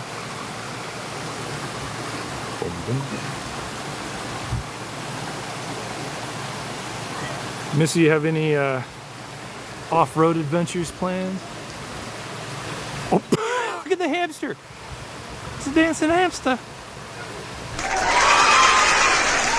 That in motorcycle, Ralph on the motorcycle, one of those stop motion ones. Those were classic. Who's old enough to even remember that? I love those movies.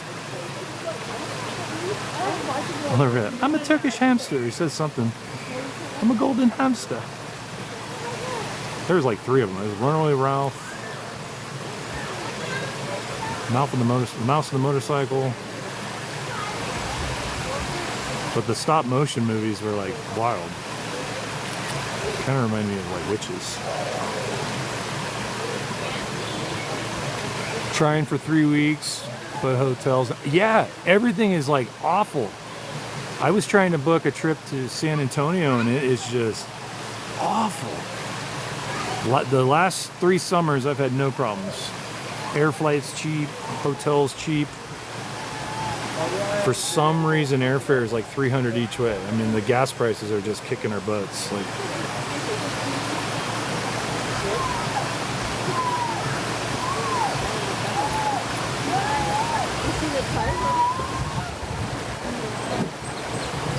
sweet little baby just snoozing. Found another one.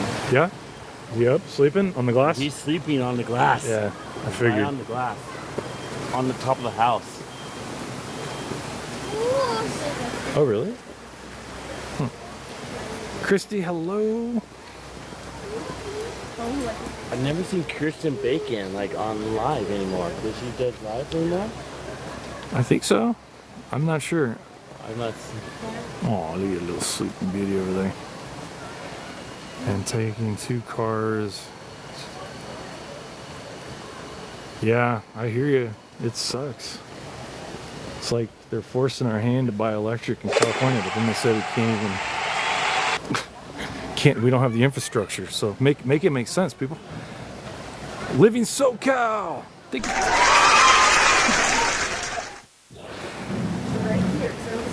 Do you know anybody that off-roads with an electric vehicle? I would love to see that. Is that even a thing? Oh. Hey, big kitty. Look at the size of them paws. Let's see. Let's put my paw up. We'll just... I think he wins.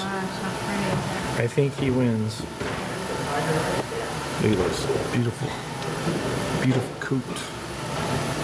You're not gonna get Missy with the kitty cat claw. You're not gonna get much closer. What'd you say? Cody said something. I don't know what he said. So sweet.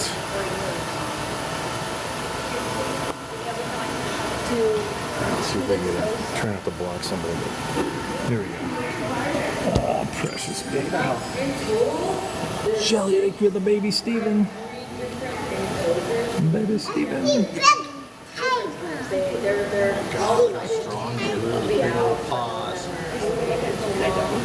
They're usually not just laying on the glass like this. Yeah, that's pretty cool. Easy B with another baby Steven. Show us to our cat. Yeah, you could be this if you really wanted to. MVK in the Chinese Suburban. He is just chilling. Yeah.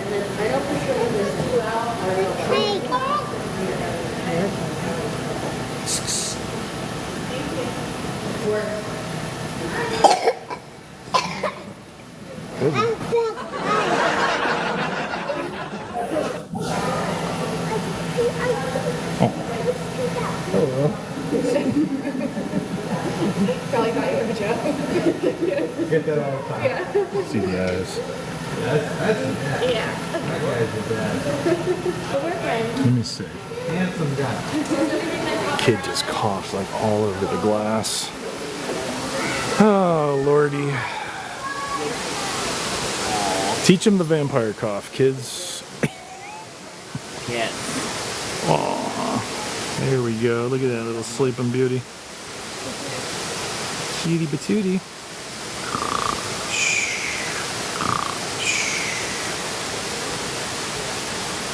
Living SoCal. What is a hi friend? Thank you. Ooh. Getting dripped on.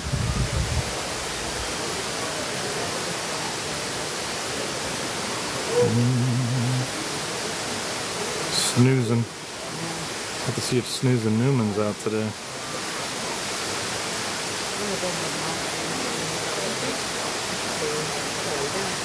Adorable.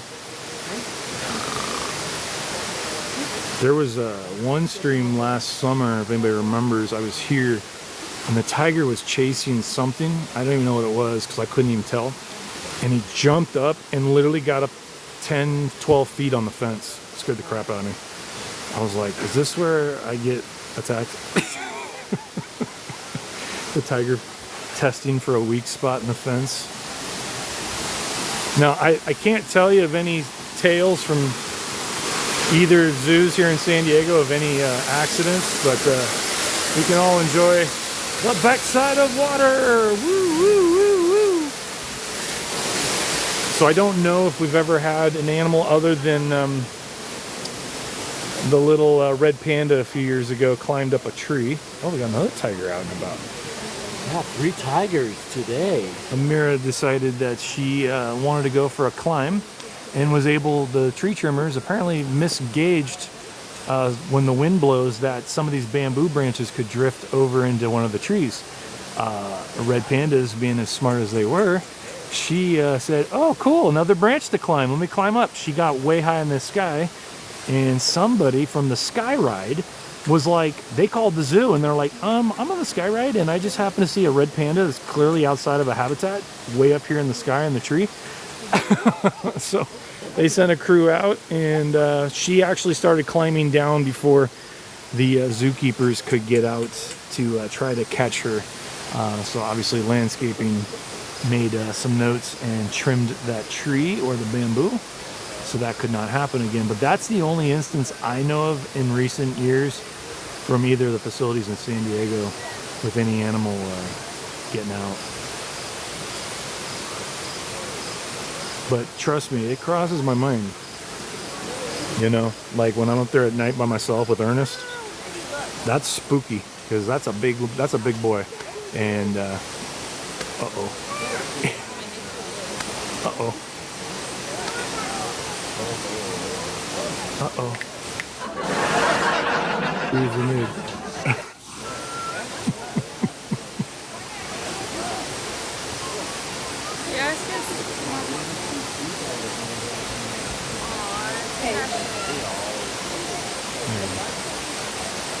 That's why you always carry hand sanitizer. Yeah, I don't understand these kids hacking all over the place, man. Maylan, thank you so much.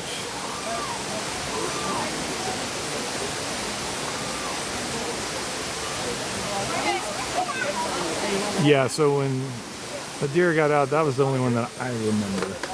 She was cruising. Hmm? She's startled. She what? She like jumped. Like, oh. I didn't know what you said. Was it snarled or startled? She like jumped up. Tail twitching. She got like scared of something.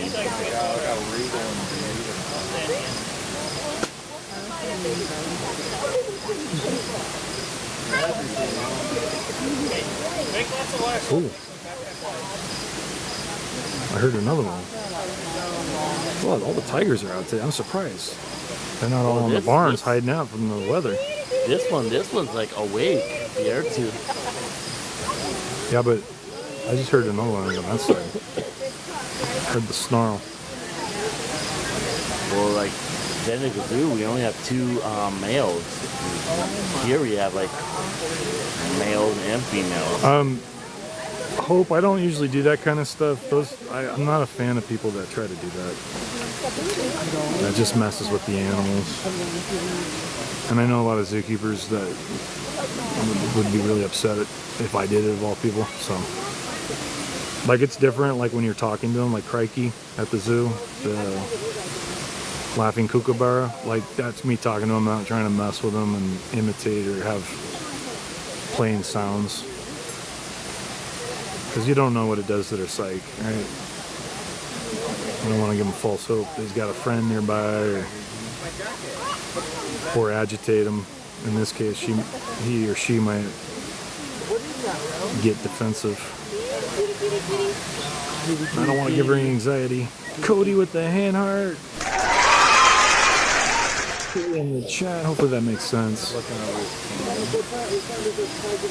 I get watched by too many people, so I don't need anybody going, oh, Chris was at the zoo playing sounds. And I'll get a nasty gram of, why would you do that? I think she lost the eyes on you.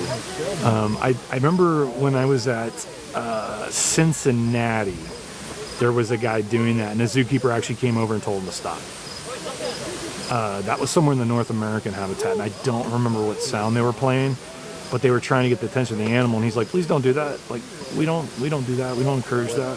What they were trying to do? They were playing some animal sound, and I don't remember if it was like a prey or another similar animal. Yeah, but they were trying to get a reaction on the animal, and the keeper was just really upset about it. So, MVK in the chat, that Valley girl. Thank you for all the little Stevens. MVK. Especially don't mock kids. It's been a great day there for viewership with the animals. Holy cow! Lions were a complete shutout. Bo and the girls were not out; they were inside. But the tigers are all outside. This is pretty cool. Now the rain has subsided for a while. It stopped raining probably at like maybe 2 o'clock. So it's been about almost 2 hours without rain. But the gorillas were active. But the gorillas were very, acting very human-like. The tram, with their hands out. We were all doing it, both sides of the fence. The tram was awesome. They were doing it, we were doing it. They were hiding under their overhangs. We were hiding under the overhangs. It was just really neat, like to see two primates acting as one, all hiding from the rain. It was pretty cool. This is kind of a rarity. I don't usually get to see the toe beans this close up top. Look at those little toesies. Usually the tigers are usually like over down the hill. Well, I thought I heard one snarling over there, but I may have been wrong. Well, they usually like. Yeah, I think they only keep one on this side. Well, I don't think they put two at the same time. We're gonna go see if Vera is awake. Who? Vera is the platypus. Boom, boom, boom, boom. Again, happy Sunday to everybody. It's been an amazing day here at the safari park. Very busy, but not as bad as it was on March 1st when I came for the preview. All those dirt lots, by the way, were not open. This is another one of my favorite botanical gardens. They opened this up probably like in the early 2000s. But sadly, they are getting hit with the bark beetle, and they are cutting down these pine trees like left and right. So this used to be like, to me, the Ewok village, and we've already got huge holes in the sky because they're chopping down trees. It's really sad. This thing was so dense and thick of all these big, beautiful trees, all natural plant life, indigenous here to Southern California. And yeah, just a combination of lack of water. I mean, look, they've even added irrigation down here because we go through so many dry spills now. But this was all filled in, and it's all been like chopped up. And then during the holidays, they uplight all this with lights, and it's really pretty. And then they do the big star field out here, so it's like kind of like Space Mountain. It's really neat. But they uplight all these trees, and they have fog out here. It's just gorgeous. But unfortunately now we're getting huge pockets of voids. That bark beetle, it is deadly to these trees. It gets inside and basically eats the tree inside out. And we have to cut them down because they become a danger. They might fall on somebody, fall on a structure, fall on a house. A lot of campgrounds are having to be cleared. One of the most devastated state parks here in California was Morro Bay State Park, which is my home away from home. And seeing that park just devastated with hundreds of large pine trees taken out, it doesn't even look like the same place anymore. I mean, look at this. There's so many holes now. It's just really sad. This is all filled in. I literally felt like we were with all these little walkways on the Ewok. I mean, look, they took it down to where there was no bark beetle, but I mean, that thing's toast. They might carve something into it, but I don't think that's sprouting anytime soon. It's sad. Do. At least I'm off tomorrow and Tuesday, so I get to rest. Man, must be nice. I need a couple days off. I worked all day in the yard and in my house yesterday, so I'm like exhausted. I almost didn't get up, and then I stayed up till like 4. Like, how dumb was that?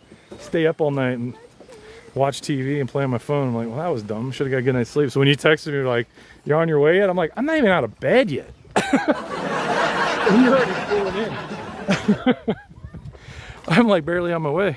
Well, we didn't wake up. It's a rich laugh. Well, we didn't wake up until like 9:30 this morning. Oh yeah? Hey, Brenda's in the chat.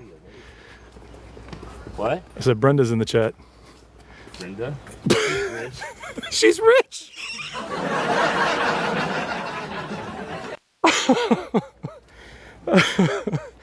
Her laugh is.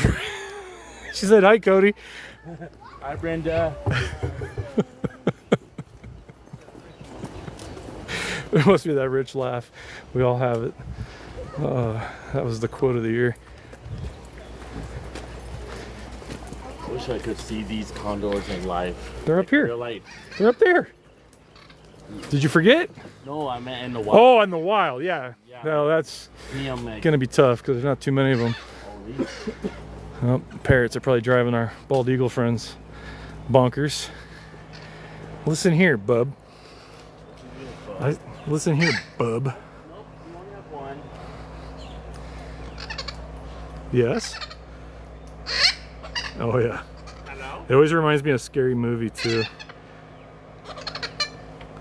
I'm sure the bald eagle's like, let me at him. Let me at him. We only have one in here. Where's he at? Oh. The northern bald eagle. Jeez, he's a big bird. What's up, beauty?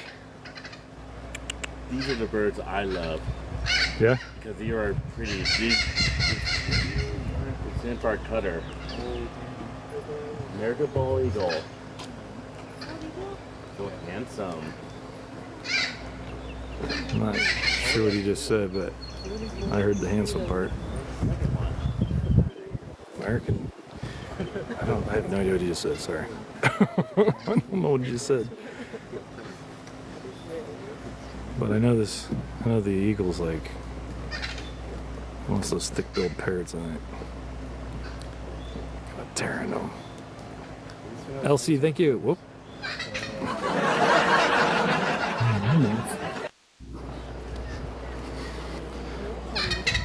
Well, hello there, handsome. Yeah. It's a few too many people to be rocking some Lee Greenwood. Most of my streams, I usually have a couple animals that they have a soundtrack. And this gets, he always gets the God Bless the USA, but there's a lot of people here, so out of respect of other guests, when I'm at the zoos, just so those that might be popping in and you've been in my streams before, I go, dude, what's up? Are you sick? You not feeling well? I just take it down like a few octaves.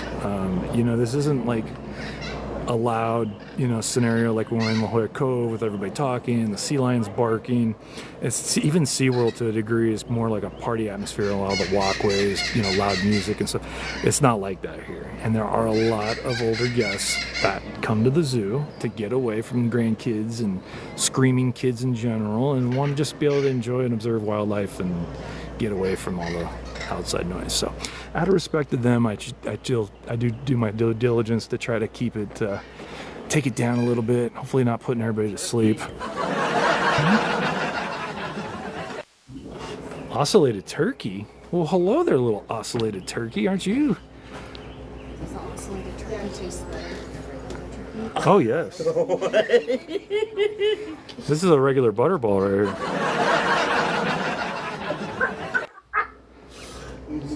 No. Joking, I was joking. No. He's like, not me. Oh, that's about Is that Hey Hey? Aw. Wow, what a pretty turkey. Almost like a peacock. Yeah, you. Well, where are you going? Hey, you. Hang on one second. Bright. Brightness is so bright on my phone, like battery's not gonna be able to catch up. But should have enough to finish this part. Again, today we're power copying, guys, so I do plan on being at SeaWorld for an evening touch up. I'm gonna get some food, and then we'll probably won't get there in time for the sea lions tonight, but we'll get to cruise around, maybe check out the orcas and dolphins. Check out the sea lions, the sea lion point. What?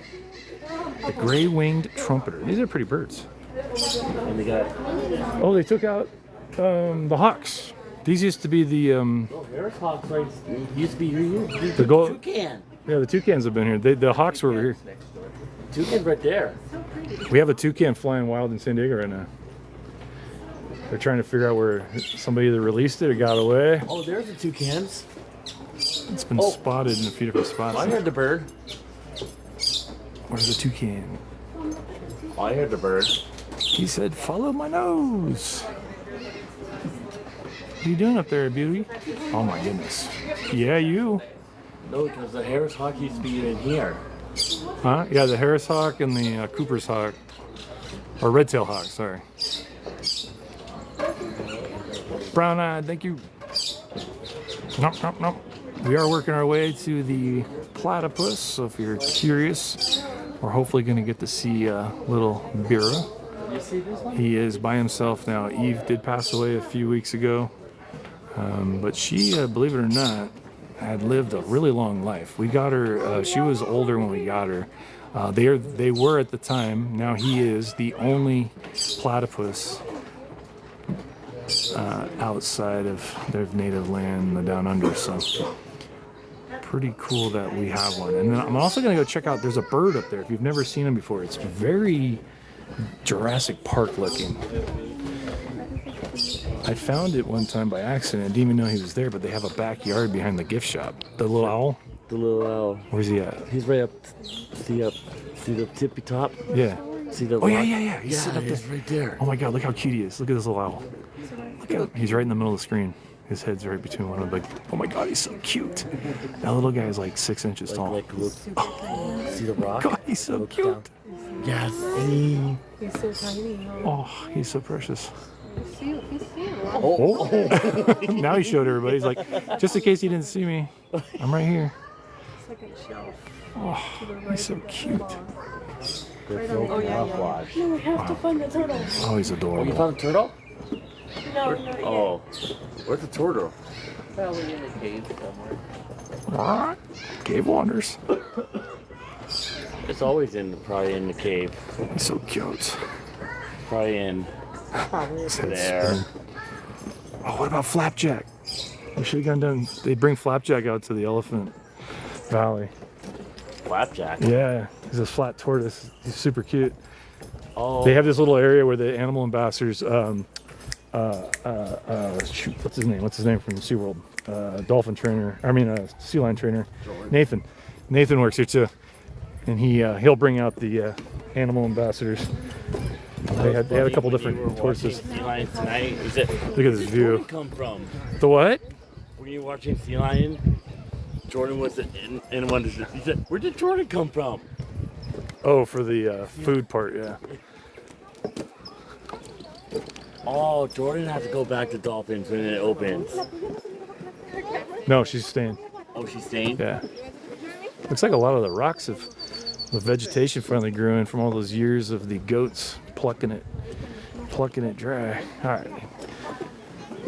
The condors. Had I brought the condos back?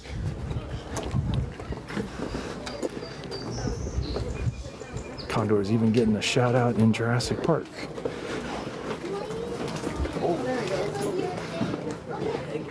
The Ewok Village. The California condor. Oh. They usually have a raven in there. That was a raven that just flew over. But they usually have raven as a friend. The goats are out. Goat school. I just noticed something. What? The tree's starting to grow in, so by summertime you won't be able to see them anymore. They hide. Do they ever trim that tree? No, the leaves fall during the winter months. Well, there's two condors back. There's two back there. Well, this guy's on the rock. This one. Oh, there he is. What, the bad guy?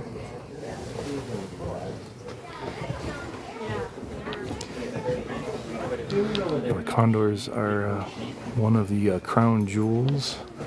Oh, there's one on the rock. There was like, what, 1902?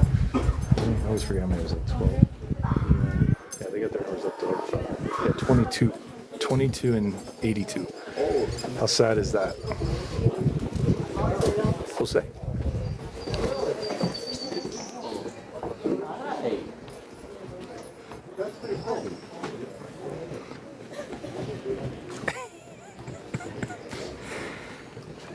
Taylor was showing how they feed the chicks by hand. See people there. Don't move.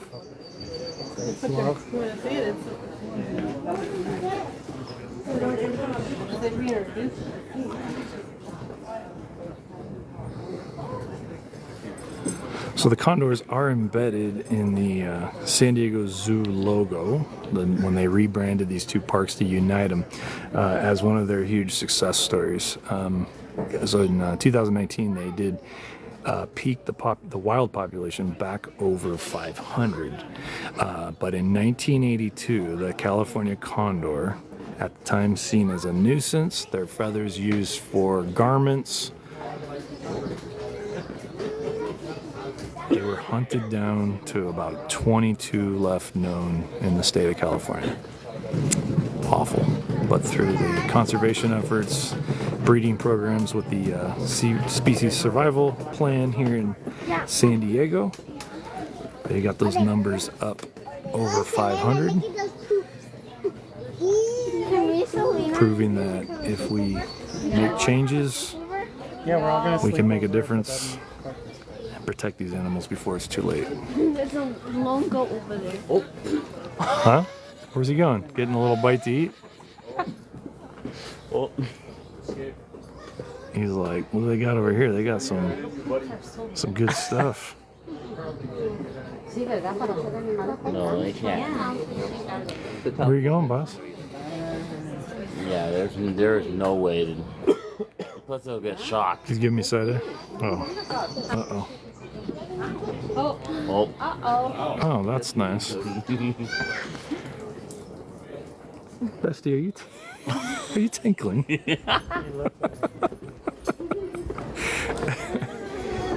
Oh boy. Alright, we'll move on. There's a lot of people that are piled over there, so I couldn't show it. But one of the cool things, tools that they created way back when, was this puppet, and that's how they would feed the chicks, so that they didn't establish any kind of connection with humans and try to form any kind of dependency so that they could be released. They used a puppet that looked like an adult condor, and they would feed the little chicks through that puppet. So it kept the human interaction down to a bare minimum. It was very cool, very successful. So again, taking that population number from 1982 of 22 to over 500 in 2019, and still growing. So I wonder how huge are left. When I talked to somebody like last year, I thought she thought they were getting closer to about 600, but I'll have to check and see if that number's changed much. Now there's a cool looking bird back here. He looks like a hybrid of a dinosaur and an emu. It's the craziest thing, and I only found him like by accident one time. In fact, he made the sign there. Doom doom doom doom.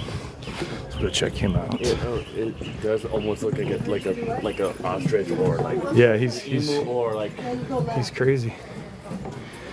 Well, it's pretty wild looking. They keep the female and male separate. And then during Christmas time, when Anna and I were here, they were making like some weird noises. I was like, what?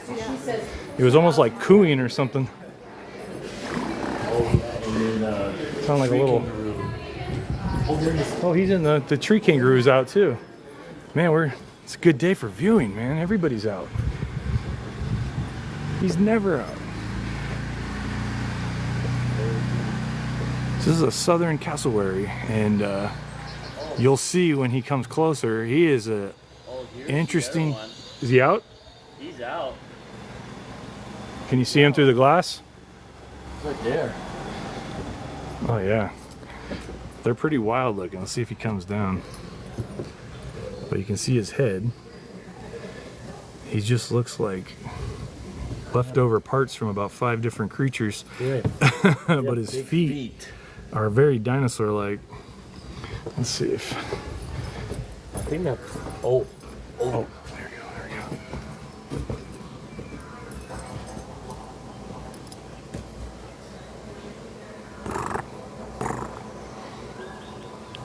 Oh, you coming over? Coming over to say hi? You are very fascinating, that is for sure. So southern New Guinea, North Australia. So wild. While walking, the bird. This is a southern cassowary. Yeah, he's wild. Like I said, he looks like he has parts from a few different critters, mostly like an ostrich or emu, but I always feel like he looks like something out of Jurassic Park. He's coming over. Run.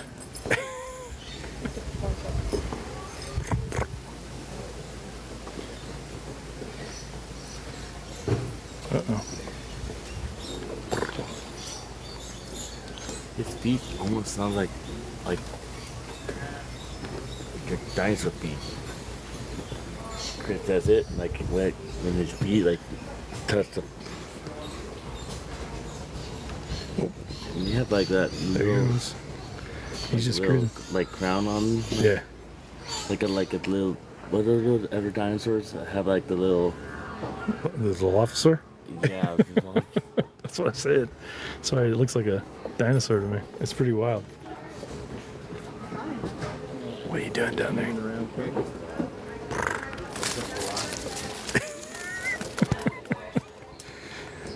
He's watching me. What do you got going on down there? You need to appreciate this fine thing. Ooh, this is, oh my gosh. Yeah. This tastes like, look. You know what? This tastes like canned Cabo. Look at the dumb feet, and then that. Look at the color on there, and that ugly thing on the head. I just love him. I'm so sorry, I'm in his. Would you video. marry him My if voice? you could? Would you marry him if you could? That looks like I'd your live kind. with him forever. No marriage. It's almost like a crown on top. It's interesting. So it's got that. So should we learn about what material is that crown? Is it like you know how they say fingernail or this is good. it tastes like Cabo, right? Yeah, it does taste like Cabo. I'm so sorry. Oh no, you're good. You need to turn down that You're good. volume because you don't want to take us home with you. We're all gonna have a sidebar convo about it. But keratin, yes. That's what I was looking at my fingernails. That's all right. This isn't our first drink. Apparently it's Cabo in a glass. That's kind of exciting. It's very sweet and it's very coconutty. Oh, was that from here? Is it up here? Just right inside. This too could be yours. Yeah, during the holidays they have a roasted marshmallow hot chocolate drink. Oh, wow. So kind of like a s'more. It's so good. Oh my gosh. Yeah. Kind of like, But it's only available up here. You have to come all the way up here for it. Well, they have everything. All the stands in different areas of the park sell different. Yeah, I like I've got that. a friend who comes. I got to go to the Tigers to get my beer. Yeah, because it's not. It's not wrong because there's some that have IPAs and things at certain locations. Yep. Where are we going, bud? Yeah, I don't know why I'm fascinated. okay, so do you see his legs? It looks like he has cankles. There is? Yeah. I've not seen two. Should we go look at him? Yeah. There's another one. He's up on the hill. I think that's the female because the males are like the real pretty heads. She's Like a peacock. Yep, exactly. Yeah, you guys. Got a peacock around, you know. All right, now this is cute. The tree kangaroo is out today. Can you believe it? If you say that one more time, I'm gonna toss you in there. What? Who, me?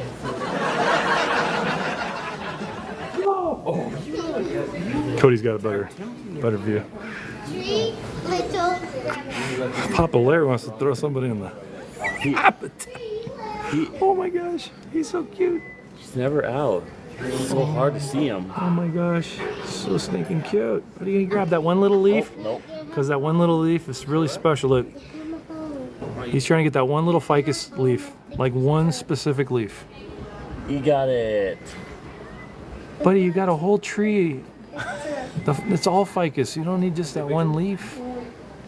Look at him. He's got that prehensile grip. That's like G.I. Joe Kung Fu grip. Oh. He heard you. Look at that little face. He's so cute.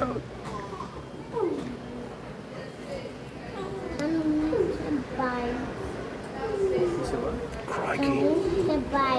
Can't believe he holds down that whole branch like He just wanted that one branch. It was very specific. That was pretty funny. And I love his little grip. Look at that grip. He ain't letting go. That was really cool though. This is a good view. There he is. In there, buddy. I was really enjoying that ficus tree. Mmm. Tasty. What's it taste like? Chicken?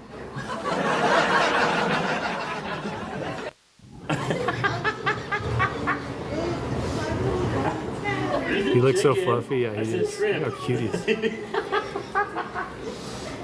He looks so soft. Actually, that's what Look I at had it, yeah, look at his... in the burrito. Huh? The surf and turf, was it good? It was good. It had like shrimp. I saw I had crispy shrimp and carne asada, right? Yeah. That looked good. I don't know if $29 is good, but did you get anything with it? Or is it just the burrito for 25 bucks? No, it came with chips. Oh wow! It came with chips. Those big chips. All right, let's go see the platypus. Bye, cutie. Actually, you know what? Hold on, let's see. Where's my other phone?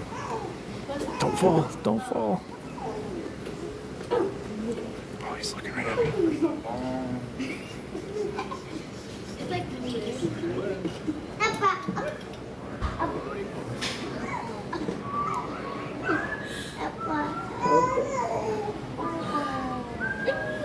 Oh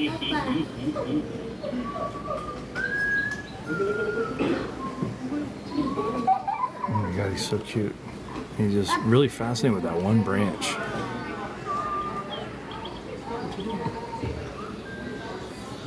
I want to see if Papa Larry was really going to throw that kid in.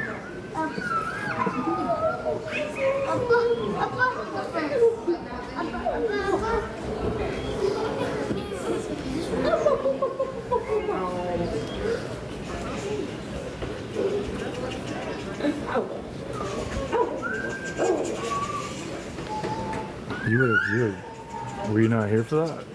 That grandpa said he was going to throw the kid in. But the timing was like when I rolled up. I thought he was talking to me. Oh, look at the little platypus. Oh my goodness. Bira, he's so cute. Oh, that's so cute.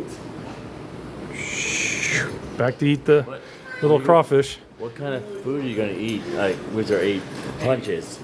I don't know yet. I got to find some different stuff. I can't eat the same stuff over and over again, like the, braised short rib. Which items? I've only had that 3 times, and I think I've had about 4 creme brulees. I probably should stay away from those. Items have you not tried? The Caribbean jerk chicken. I don't think I've had that yet. That sounded pretty good. I don't think I've had anything from the Caribbean booth, to be honest. Oh my god. Ooh, dripping. Still got a little residual rain. The wings? The wings? Caribbean jerk wings, yes. And then they have something else at that booth too. Oh, he's going up, he's going up, he's going up. He's going up high. He really wants that branch. He's willing to risk falling all the way. Cody's buying. Oh, he is?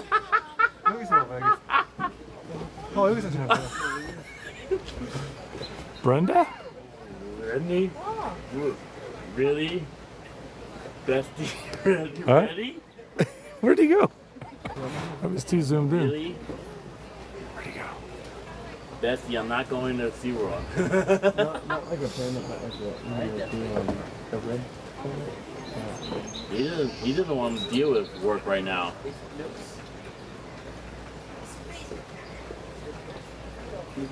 Oh, guys, we're going to work. Salmon like a monster.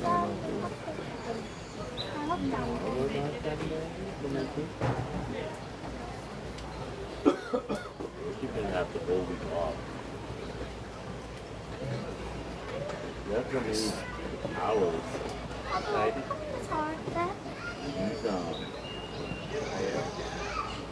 They're getting paid for this whole week. He's trying to go for that branch again. I'm like, oh.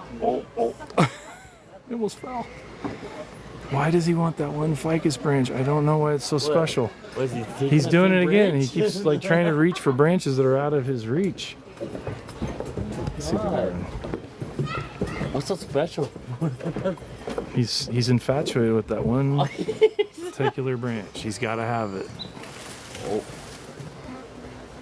Oh, where'd he go? Right here. Come on, buddy. All he wants is that one. He's just really excited about it. Maybe that's his lucky branch. He's gonna eat that whole branch.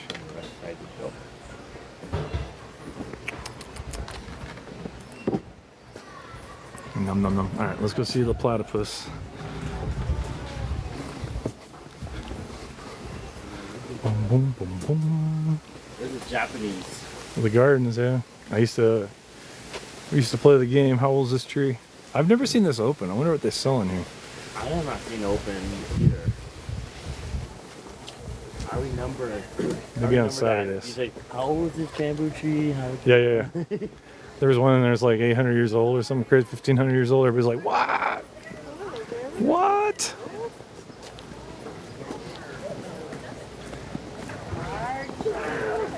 The only thing older is I probably have a pair of Hey Dudes that might be older than this. I think my OG Hey Dudes are actually, I think I've replaced those since. So actually, I've same style, but I think pair number 2 is about to bite the big one. All right, well here we go into the Blue Bayou Lagoon.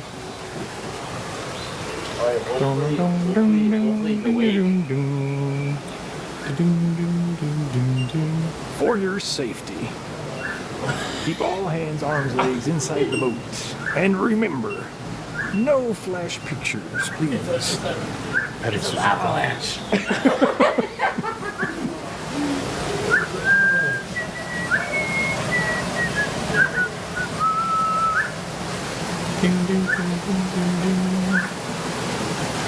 Well, now he has free reign of the whole place, so is that little wall down? Yeah, so now there's no telling where he's gonna be. He could be anywhere.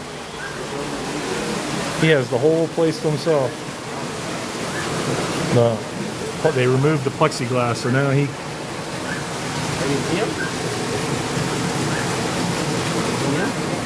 Oh, is that him right there, laying right there?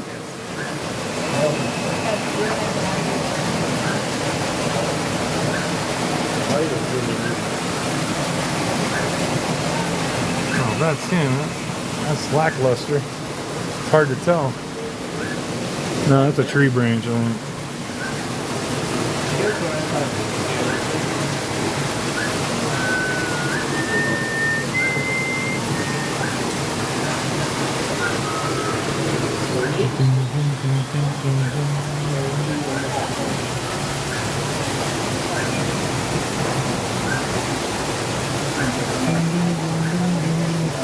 Now, if you're wondering why it's so dark, it is he is set to the actual light cycle of Australia. So this habitat will come to life when sun's up in Australia, which periodically throughout the year, that ends up being somewhere between like 5 and 7 p.m., kind of depending on, again, on the time of year. And it's pretty cool in here because all of a sudden lights come up and then we can see them in bright sunlight. But it looks like this one's going to be a tough one. I think we're striking out here with little Bira.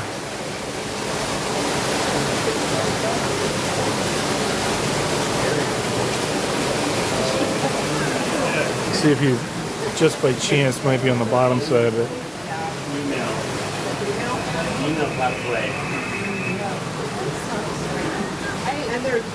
Oh, I got tricked. I got tricked. I saw some foam and I thought it was him. It's a reflection. Well,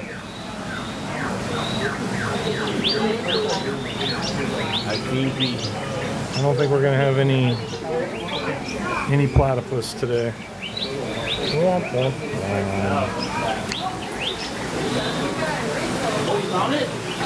Oh!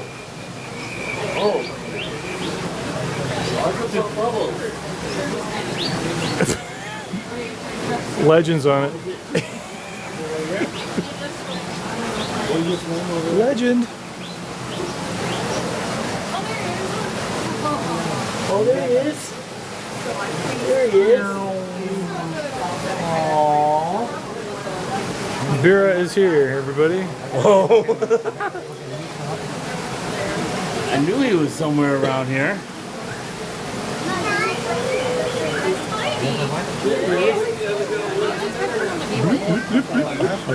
Is he going after crawfish? You see a crawfish snapped in half. He's on the mission.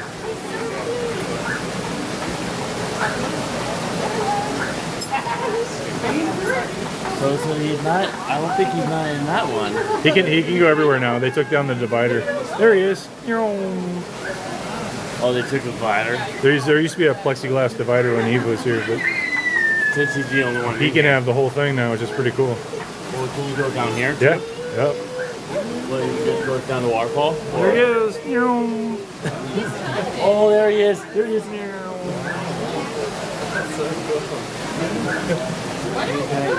He's here for the crawfish boil.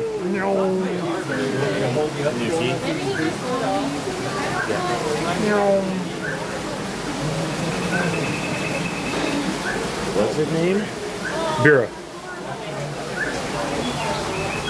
Bira. Oh, here we go. There he is. There we go. There we go, little buddy. There he goes.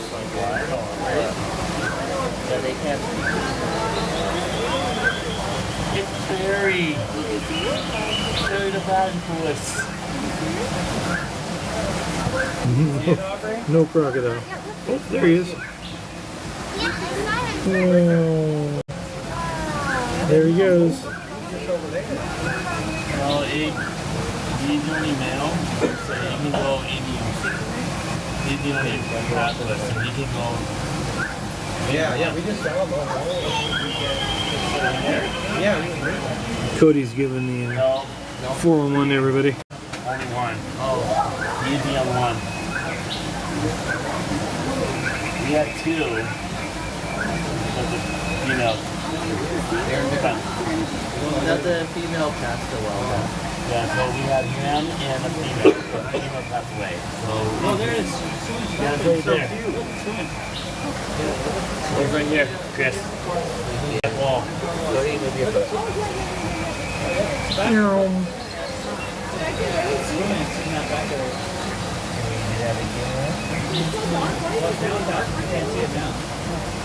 You'll see it like. I think they like living in burrows. Isn't that back there? Right there. There you go. Come here a lot? He's elusive. Yeah. Well, not a lot, but I'm trying to. Oh, I see it now. I see it. Oh my gosh. Guy. I see it. Bottom. Yeah, that's all on this side of the left. Oh, you can't get that big. That's There he is. yeah. That's an adult? That's adult. I thought they got way bigger. Nope. It's because of Phineas and Ferb, probably, right? Harry the platypus is giant.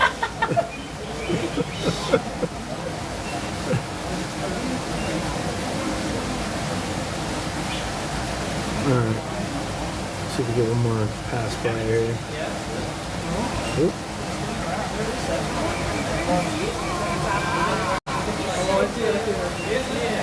He's just swimming around. You know what they eat? Crawfish. Crawfish. And lots of them.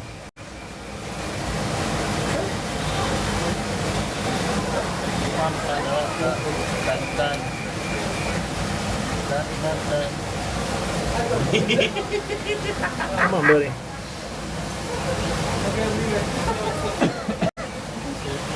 You see him on top or no? Oh, there he is. He's on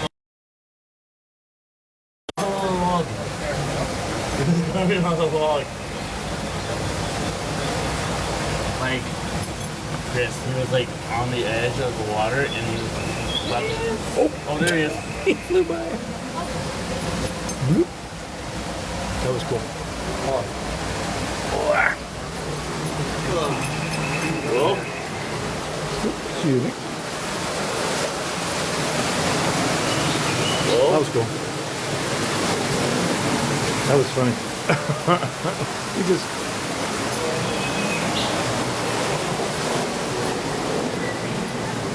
Oh boy. Little beer. Alright, what time is it? Oh, they just closed this. Huh? I think they just closed this. Maybe not. Did? Yeah. I think they closed it like at 4. I mean, there's people in there, but I think they stopped letting people in at 4. Maybe at 4. Yeah, it's 4:32. Don't they close that off too? Of course, those people look like they just walked in, so I don't know. Guess we'll find out here in a minute. No, I meant as far as the kangaroo area. I think they close it like an hour before the park closes. We'll find out though.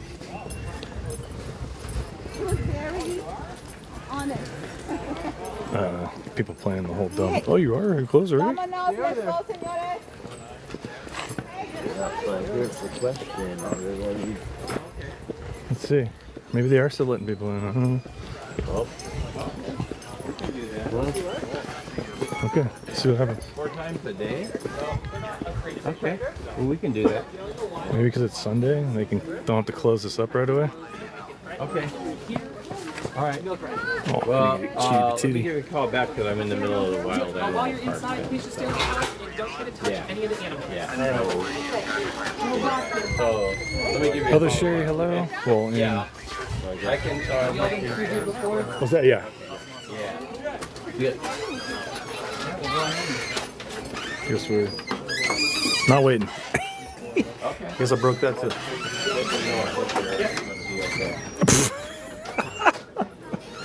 Look at these ladies just snoozing.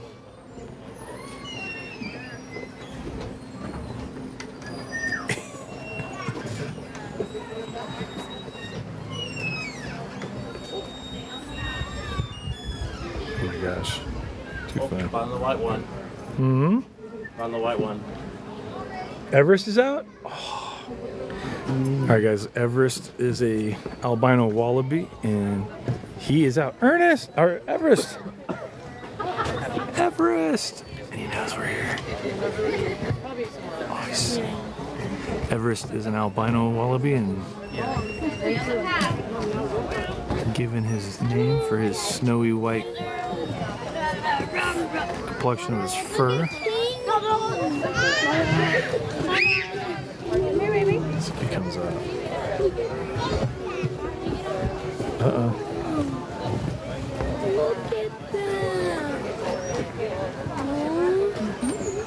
That one just lying down.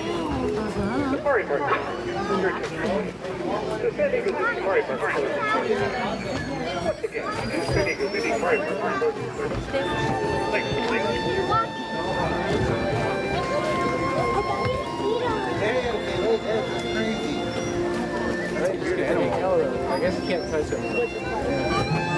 Yeah, they're like such a weird animal. They lay eggs, but they're warm-blooded, and I think they nurse. I don't know, it's kind of weird.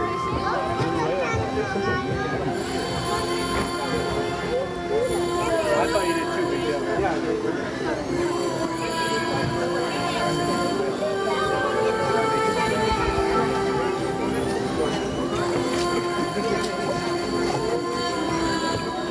All right, where's the sketch pad?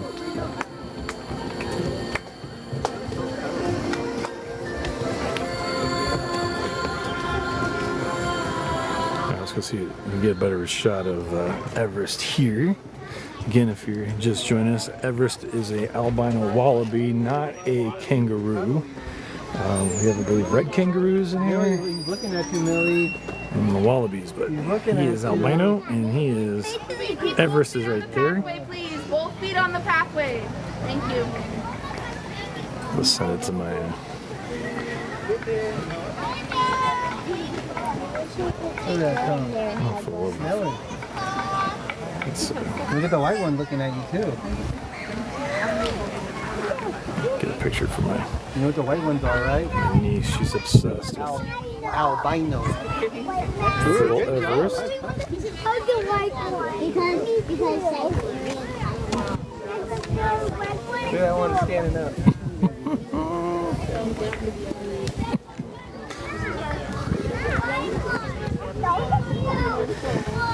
They use their tails as like a a third leg.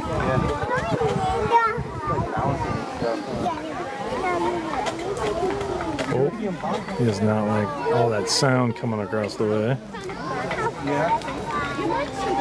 Whoop. Everest, I see you. Oh. Doing, doing, doing, doing, doing, doing. Oh. Oh, really? Yes. Can I help you?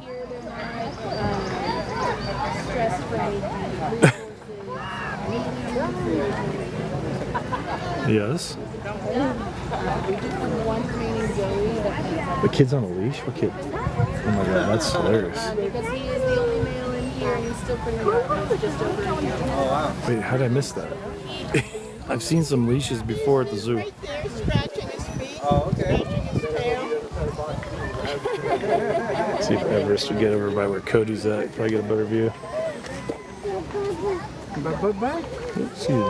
Just say bye. You ever seen those where the guy was hunting his hunting dog, one of the red kangaroos? He's looking at us. I'm sorry. See Everest over there hiding? Still right. He's just chilling. Oh my goodness, so cute. All the kangaroos are What is she snacking on? Some bark? What'd you say? They're usually all over here.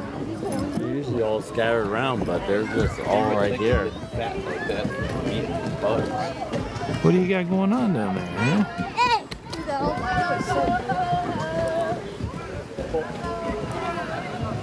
Everest is watching.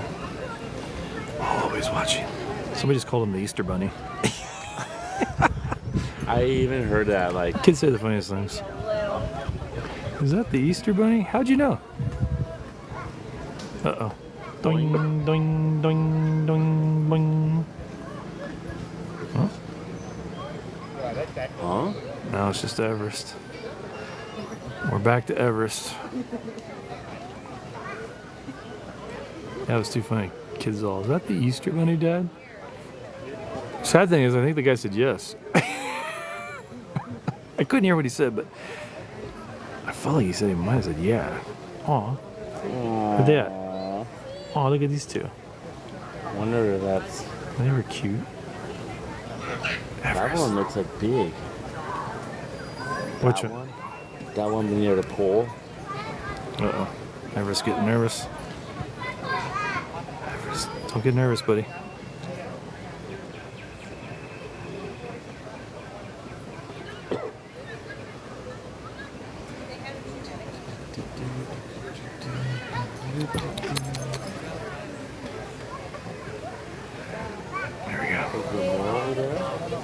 What's that?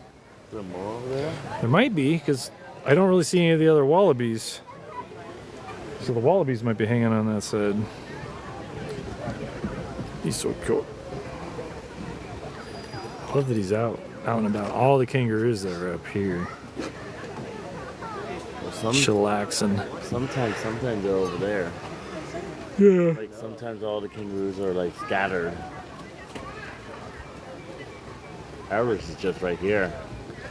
He's just having a good time. Everest is a albino wallaby. So yes, there's red kangaroos in here, but there are some wallabies as well. And the San Diego Zoo Safari Park is blessed to have an albino specimen here. His nickname, Everest, from Mount Everest, covered in snow because of his white complexion.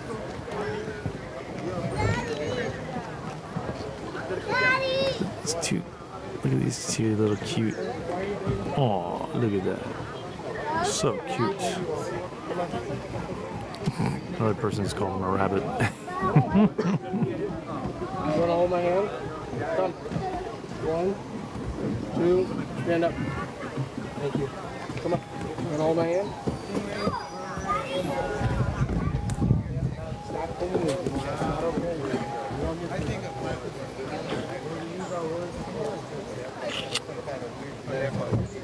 Yeah, he's super cute.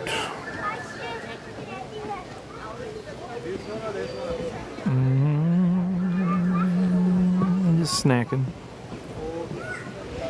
This habitat's pretty cool. Now, at some point, there's been a few conflicting stories because it's one of those things for me, it's like the Mandela effect, because I feel like when they first opened this, we were allowed to touch them, and that may have been something that changed with COVID. Now, I've been to 3 other zoos that allow you to interact with their wallabies and kangaroos. Indianapolis, Cincinnati, and Columbus. So I don't know if that's just something here at the San Diego Zoo that they're just going to continue to enforce.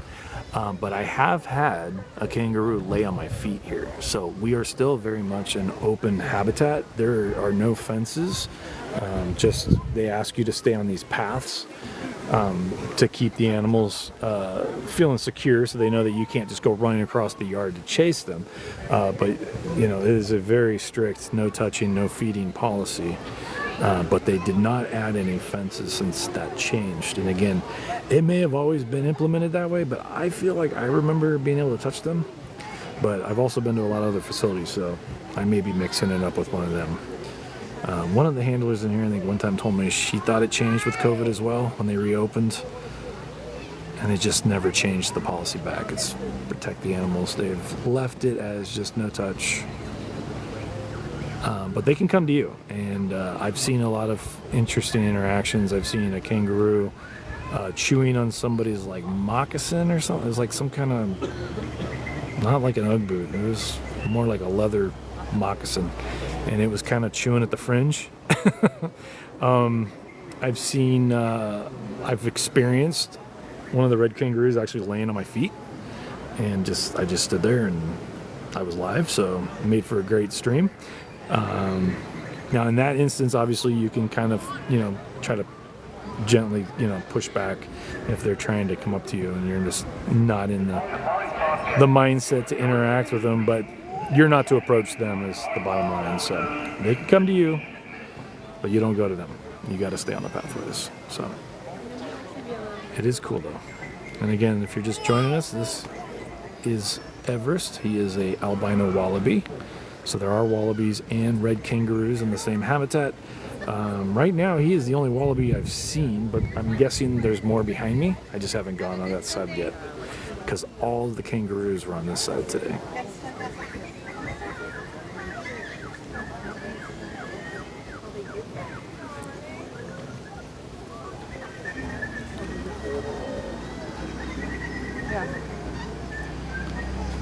Brandy Ash, hello. Gary Bryant, hello. Welcome in, everybody. Sweet Grace Faith. TikTok says you've watched for a long time. Appreciate you hanging with us. Sinead Miles, welcome. Hello from Ireland, right on.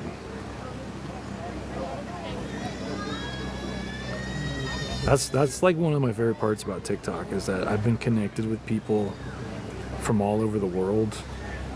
And one of the coolest things is when Beth and I travel, we have run into a few people that have recognized me, which, anytime that happens, it's still like, I know we make jokes all the time about it going in my head, but in all honesty, it's still very surreal. I mean, I'm not saying it happens like every day, but when it does happen, like outside of the places I visit frequently, like it is kind of wild.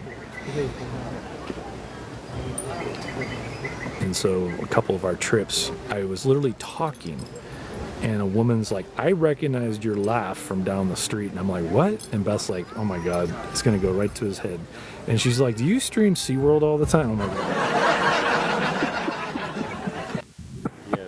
that was like one of the funniest moments ever. I was like hundreds of miles away and she was from out of state, but had watched my streams and recognized my voice. And I thought that was pretty cool. What's up? There's nobody over there? No. I'm thinking he's getting ready to dip because usually right before they close, he kind of makes a mad dash for the barn, and I think he's yep, here he goes. Well, he's gonna check out what they were eating. One of the workers said his mom just went in the barn over there. Oh yeah. Okay. The wallabies must be inside then. No, You leaving, buddy? Wolby. He said this is a Wolby. Yeah. And the mom's over in. Yeah, mom went inside. I think you're right, Chris. I think he's. You're so cute. Boing, Boing, boing, boing, boing. There he goes. Boing, boing, boing, boing, boing, He's gonna start making the descent back to the barn. He's like, wait, I went the wrong way. I made a wrong turn back there somewhere. Is it? Oh, people? Yeah. Is it? Oh, do I got a crowd? He might go the long way and take the frontage road here.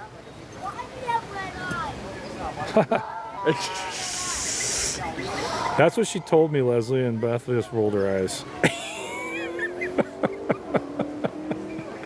She just like laughed. She's like, oh my God, it's gonna go right to his head. She's like, no, I recognize his laugh. And I knew it was him right away.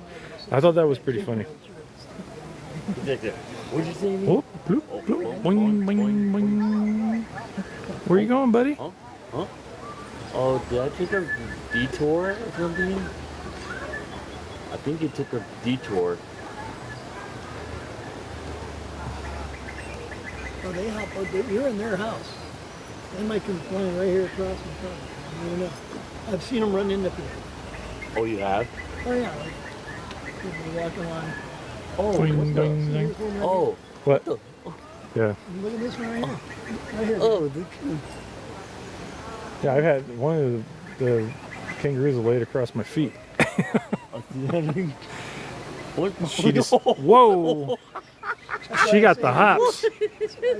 That's the most problem. Is when I see people walking along this pathway right up in this area, and I've seen the kangaroos dashing back and forth. Yeah, that's wild.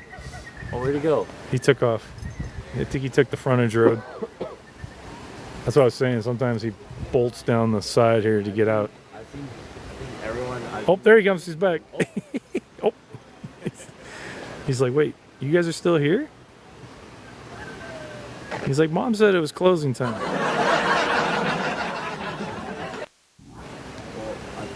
Oh, he's so cute. He's like, I'll just hide down here and you won't be able to see me anymore. Oh, see, they're all getting up. Yeah, they're getting ready to. They're all heading to the barn. They're gonna make the mad dash here in a minute. It's kind of funny because they do this every single day. At least every time I've been here, like right before closing, they all take off. They're so cute though. They're all gonna beeline it. 53-1, 53-1. Oh, 3, 2, 1, go. Yeah, I was waiting for them to.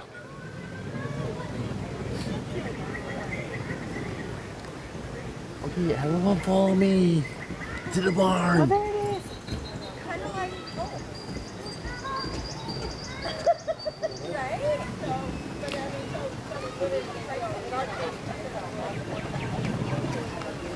See, everyone just got up. Gazelle Meza, thank you so much for the little winged. We call those little Stevens. Thank you so much, MVK in the chat. Oh. Hi. Uh-oh. They're taking their sweet time though. Nobody's beelined it yet. But it is a spectacle to see when you see about 6 or 7 of them all bounding together. It's not something you see every day in San Diego unless you're at the safari park.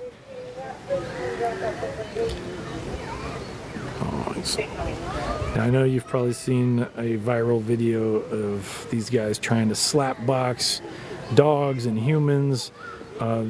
Most, if not all, of the adults here are female. You're not going to see any aggression.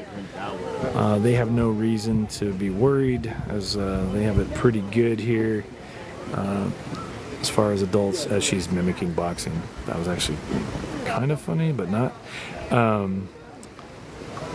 They have no reason to be afraid of anybody. As you can see, they can walk right up to you. She'll just cross right over the pathway.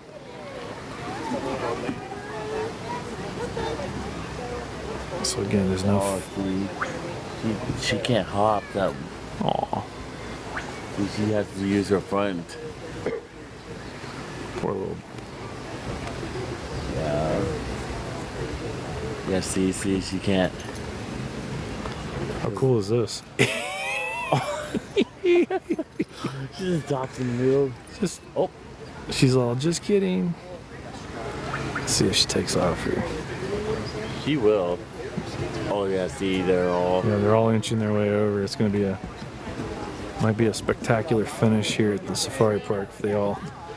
We got 6 more over here that might all sprint off together. We'll see. Yep, they're going on bed. This is like so cool though. Oh, this one's like. I know. Now you can just check out at Macy's and.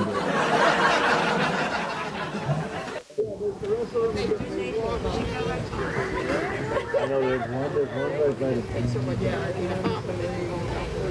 they're going. Oh, she took off. No, she's right here. No, she left us. Mohammed, hello. Jennifer Robertson, hello.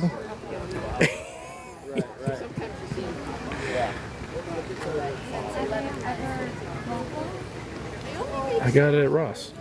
Oh. Boing, boing, boing, boing. Hasta luego. Oh. Are you gonna go? Yeah, they're all getting ready. They're all gearing up. Ladies, start your engines. What is she doing? Oh. Bye. Ding. Oh. Why did the kangaroo cross the road, anybody?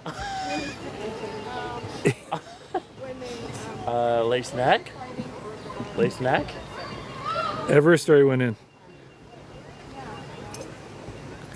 Oh. Or is he still over there? Oh. You see him down there? No, they're going. Oh, yeah. Yeah, I think Everest bounced. Oh, he's over there? Oh, he raised up. He was here for a while though, Ryan. He was under the little tree over here. Huh? He went all the way over there already. Everest over there? Yeah. His mom's been in the barn though for a while. He's just dragging. What? Oh, here we go. Oh. Point. That kangaroo. What up? Oh, incoming. Oh, she came in. Point. Thought they were all heading to the barn, but oh, come on through. Don't mind us. Just... Aww. Oh, they're so sweet. I thought they were going all to the barn. Well, they were. Yeah, they threw anchor. They got a crowd now. Look at all these people here now. This is like wild. Well, soon they're done. I've never seen so many people here in one spot. Uh-oh. Ooh, what was that? Security's here. It's gonna tell you gotta leave. You don't have to go home, but you can't stay here. I don't want to go home, sir. Betsy's gonna say, sir, you can't stay at the park. Oh, got a little itch. Pam, hello, how are you?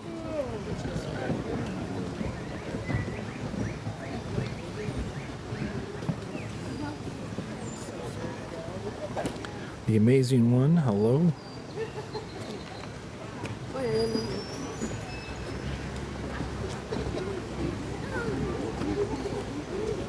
Oh, good one. Benji boy, hello. Huh? Good one. Kangaroo that goes up there. Yes, I guess they don't want to go in the barn. Oh no, they know that. Oh, that's just that baby. Where you going? What do you see down there? Crunch, crunch, crunch, crunch. Crunch, crunch, crunch. Yeah, you think you're really good record. Yeah, no, I mean, if they think they want to cross. Did you send a donut? No, I didn't. Oh, it says that you lit up the gift gallery of donuts. This is a random donut lit up. That is hilarious. Oh, what happened here? I got held up. They would probably want it. Well, this is, I thought we were going to get a spectacle here. Let's go see if is little Everest down here. We'll see what happens, because I think at some point they're all going to come bounding towards the barns.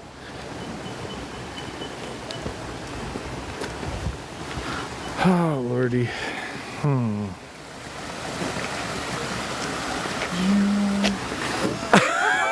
Cody with the cool. Stay on the path.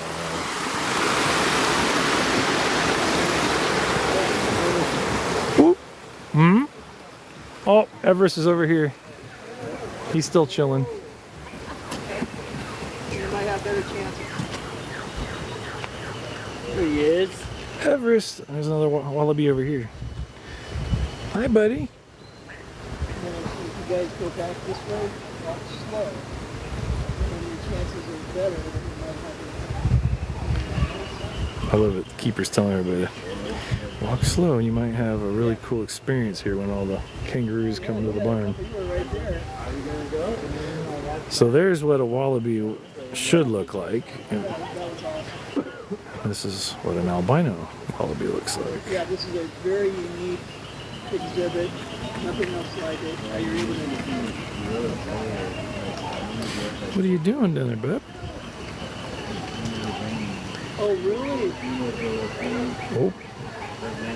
Really? Catching the water? Oh, Yeah. cool. Yeah. The elephants were in the water. I heard the elephants have been playing. Yeah. So much fun. Yeah. It was poured earlier. Yeah.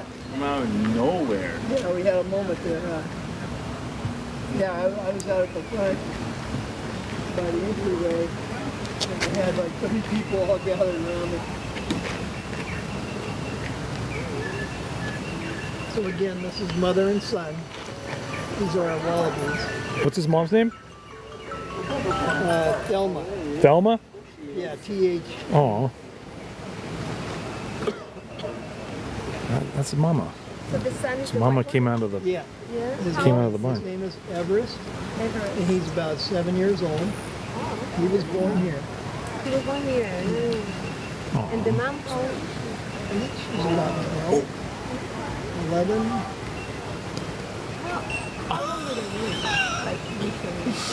I think Hey, Chris. Uh-oh. Oh, there's the tiger. Did you hear the tiger? Well, Chris, now you heard Ernest. Tigers do it too. Uh-oh. Tiger says it's closing time. You don't have to go home, but you can't stay here.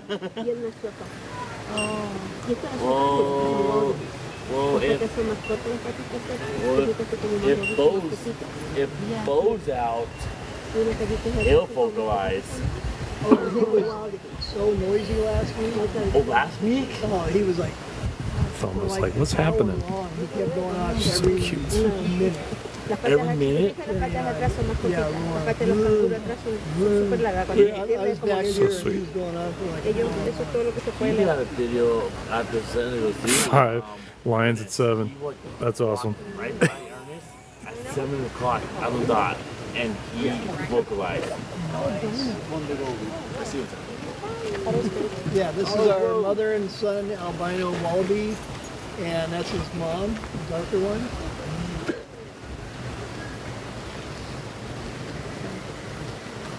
Yeah, I just saw that. Oh. He said, huh. Oh, you've never seen Everest? Hey, sir, just so you know, I do have to close down this habitat. If you can please make your way toward the Yeah, we gotta move on, guys. All right. Oh, Lordy. Oh, too funny. The weather is changing again.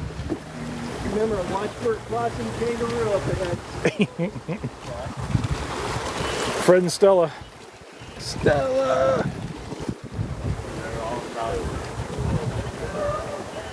Let's see if they bounce. Will they bounce? Bounce with me, bounce with me. He's thinking about it.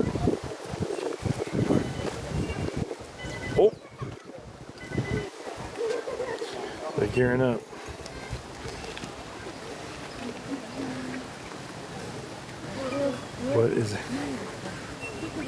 What is a kangaroo favorite? Wait, what is a kangaroo favorite candy? Lollipops? I'm waiting for the punchline.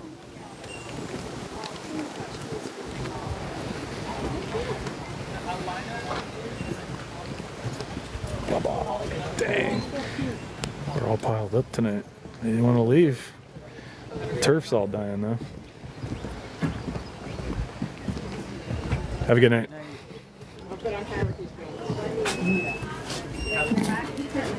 Thanks.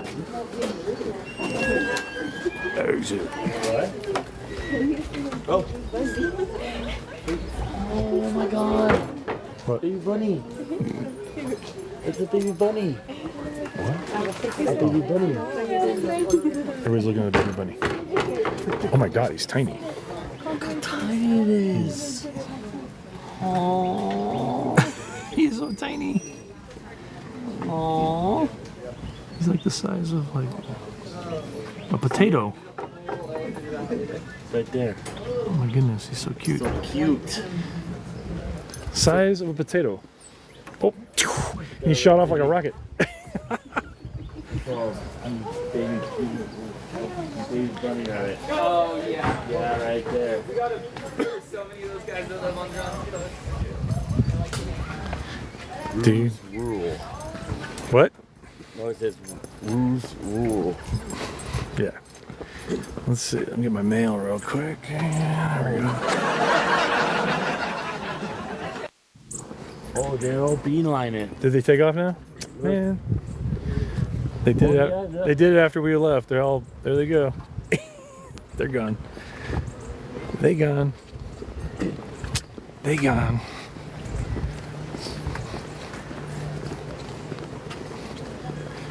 We got one time, Chris, we were at the Santa Zoo and we were going to go see the cuckoo bird. They said, "Oh yeah, guys, you have to turn around and go toward the exit." Oh yeah, the little truck came up. Guys, I was like, "Say what?" Guys, you gotta turn around. Were you hear that? Oh, you weren't here. I don't think I was here with you before. The frogs get all crazy in here. I have a video. It's so loud, like ear piercing. It was so loud. Thousands of frogs all croaking at the same time. It was gnarly. Hey, we got here a tiger, vocalized tonight. Wait, what? We got a tiger vocalized. Yeah, that was cool. Closing.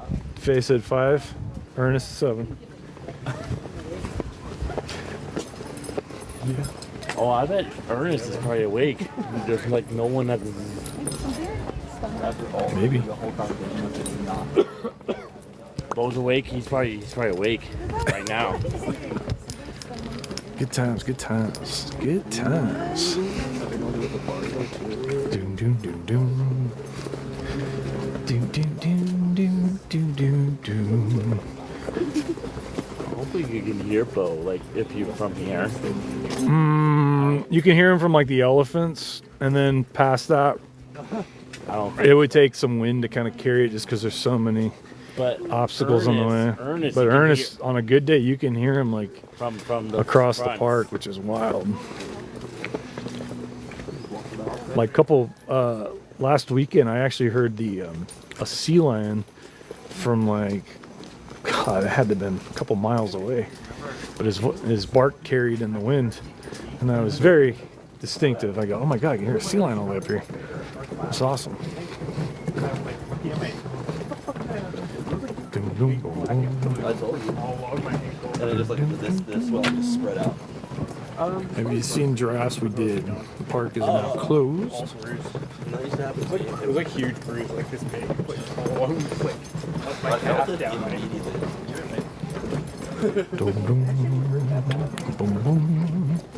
I mean, yeah, there's something. Yep, later on tonight. Park's closed, Hope.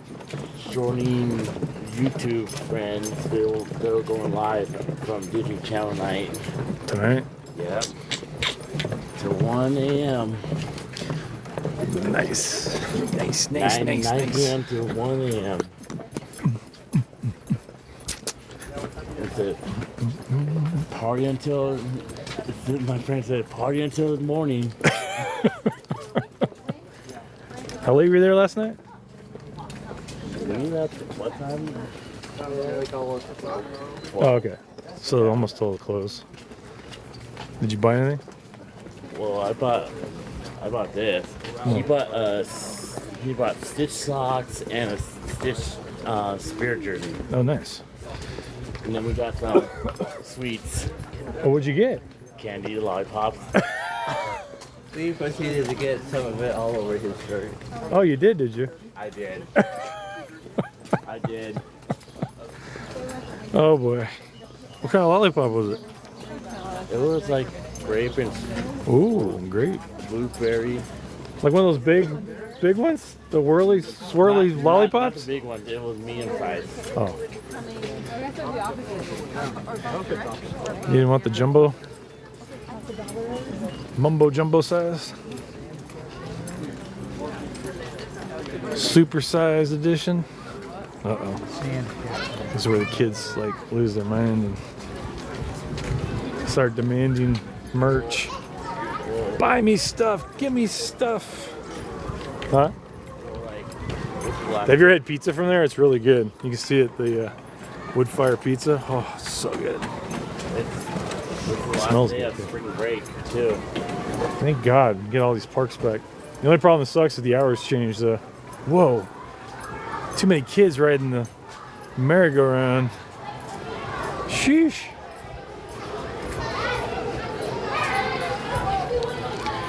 Oh my God. Kids climbing all over the poor rhino. I wish this would stay open until 6. 6? I wish this like stay open. Like Oh yeah. They must be phasing this shop out. It's been here since I was a kid, but everything's on clearance. Doesn't look like everything new. Like no one goes in here. I know, it's kind of sad. Used to be a cute little garden store. Now it's just Talavera and some old plants. This is why I like the lights. Yeah, especially during the holidays when they change the colors. Dun, dun, dun, dun. Yeah, park's closed. Heading to SeaWorld. This is what we call a San Diego park hop.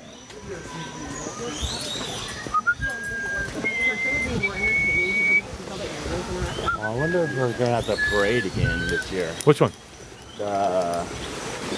much more to see. Oh, of course. They're gonna have a drone show, I think. They're trying to get it approved. No fireworks. They want to do a drone show instead. But they have to have the city has to approve it. Or the Coastal Commission, sorry, not the city. I know, those are pretty good. I hope he doesn't have to do the parade. Don't think about it. You like to See?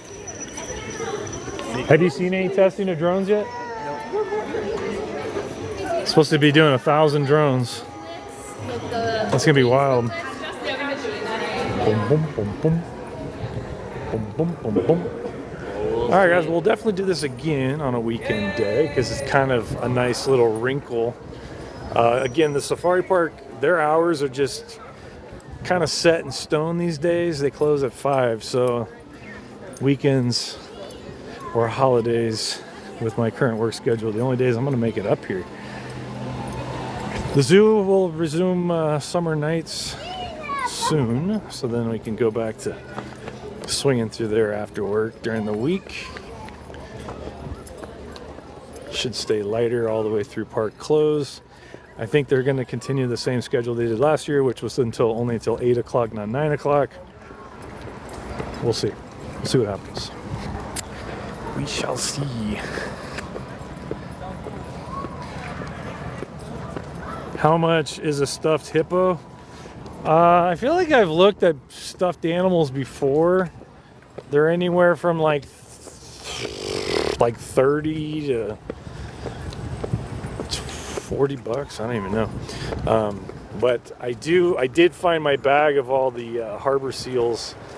So I will be sending yours out hopefully this week. I'm going to try to get caught up on a lot of stuff because when I was cleaning out some boxes, I found some of the prizes that went missing. So I can get those out, and then this at the end of the month we'll resume our sub giveaways. We're also going to give additional raffles to longtime watchers, our top gifters. So give a bonus entry on top of having a subscription. So going back, trying to restart that because I have a lot of stuff to give away. Also, I forgot. I remembered I brought it with me. Ho ho ho. What? I brought my stickers like I show everybody because I. Oh, the new sticker. The new sticker is here, y'all. Sticker. It'd be nice if it focused. Why is it not focusing? There we go. Look at that. Woo-wee. That's a nice. I like the hologram is going. So we'll talk more about these tonight. But you have all of our San Diego locals. So we have the cormorant, Brandt's cormorant there on the bottom. Of course, the harbor seal, California sea lion, brown pelican, and of course the one and only Steven Seagull, the western gull. So yeah, all of our SoCal animals represented. Again, we have not picked our beneficiary this year of our fundraisers. T-shirts should be live this week. I just have to approve the final design and actually get one in my hands so I can see it before I allow it to go on the website. And then the hat would be probably different. So I think it's just going to be the skull rock and just the sea lion. Again, I'm going to kind of tweak and play with that and see if the whole image can print. I just don't want it as small as last year's because it's really hard to read. It was really tiny with the font. But if there's like one, primary image, it would probably be a better idea and be easier for them to print, because we had some printing issues with some of the fonts, and they fixed it. So the nice thing about Sticker Mule, they back their product. So if you're ever unhappy with anything, or if you buy a product from my page, they will 100% back that. So if you're ever dissatisfied with the print quality, they will make sure you're happy, and they may even issue a refund if you just deem it just not acceptable. So they are really good about that. That's why one of the reasons I use them. They have really good customer service, and their products are really good quality for the price, so you can't beat it. I actually forgot where I was at. Well, we haven't passed the booth, right? Are you way down here too? Yeah, we're right. Oh geez, yeah, I was gonna say I'm like way down here too. I was like, we're right. I almost forgot. We're not quite in the dirt trails today, but we're out in the boonies. We're right there. Whoo! Look at all them stickers. Oh, I can cross through the trees. I can cross through the trees. All the stickers. Man, you got a lot of the Scaraventure stickers. Oh my God, Cody's got them all lined up. Holy cow. Oh, you even have Shamu on the side. Got them all. Oh my God, this is crazy. Look at this. He has every single one of them all lined up. Cody's got the whole collection. That is awesome. Oh, look, I got There's Jurassic Park. I haven't seen that one in a while. Got a little bit of water? A little bit of water. Brenda's really mad because she doesn't have the Willy Wonka one. All right, well, you guys get home safe. All right. We'll see you later. Right. Have a good night. You have your rental car? Yes. They called me on Friday. The dealership sent them a bumper that was defective, so they had to get another one. So I got another week of the jelly bean. Jelly bean for another week. All right, buddy. Have a good night. Another week of the Jelly Belly. Oh, man. So anyway, yes, going back to our fundraiser with that, the stickers I will be handling, so we'll collect. Venmo seems to be easiest, but if you have Zelle or whatever, we'll figure that out. But if you're interested, just coordinate with me. I'll probably talk about it more on the second part of the stream tonight, when we're just chilling, because I know some people have already asked.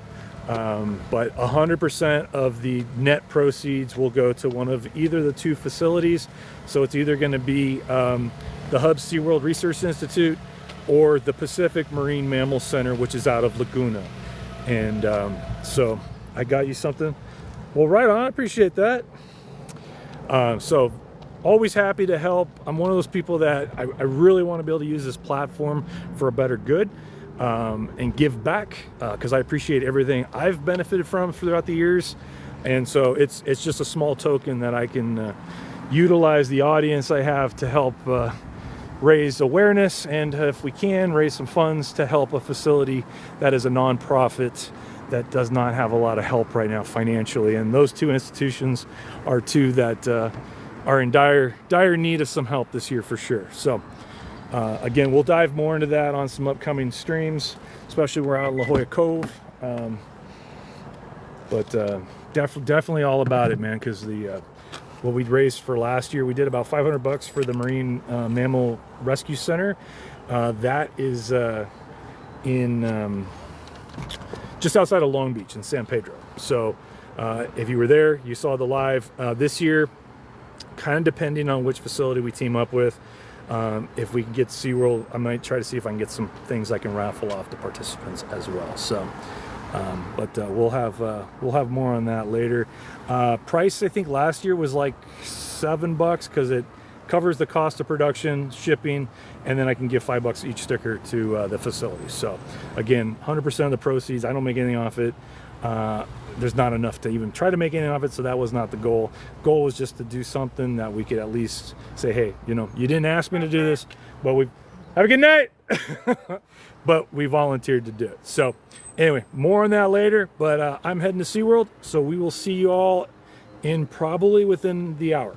So until a little after 6, deuces.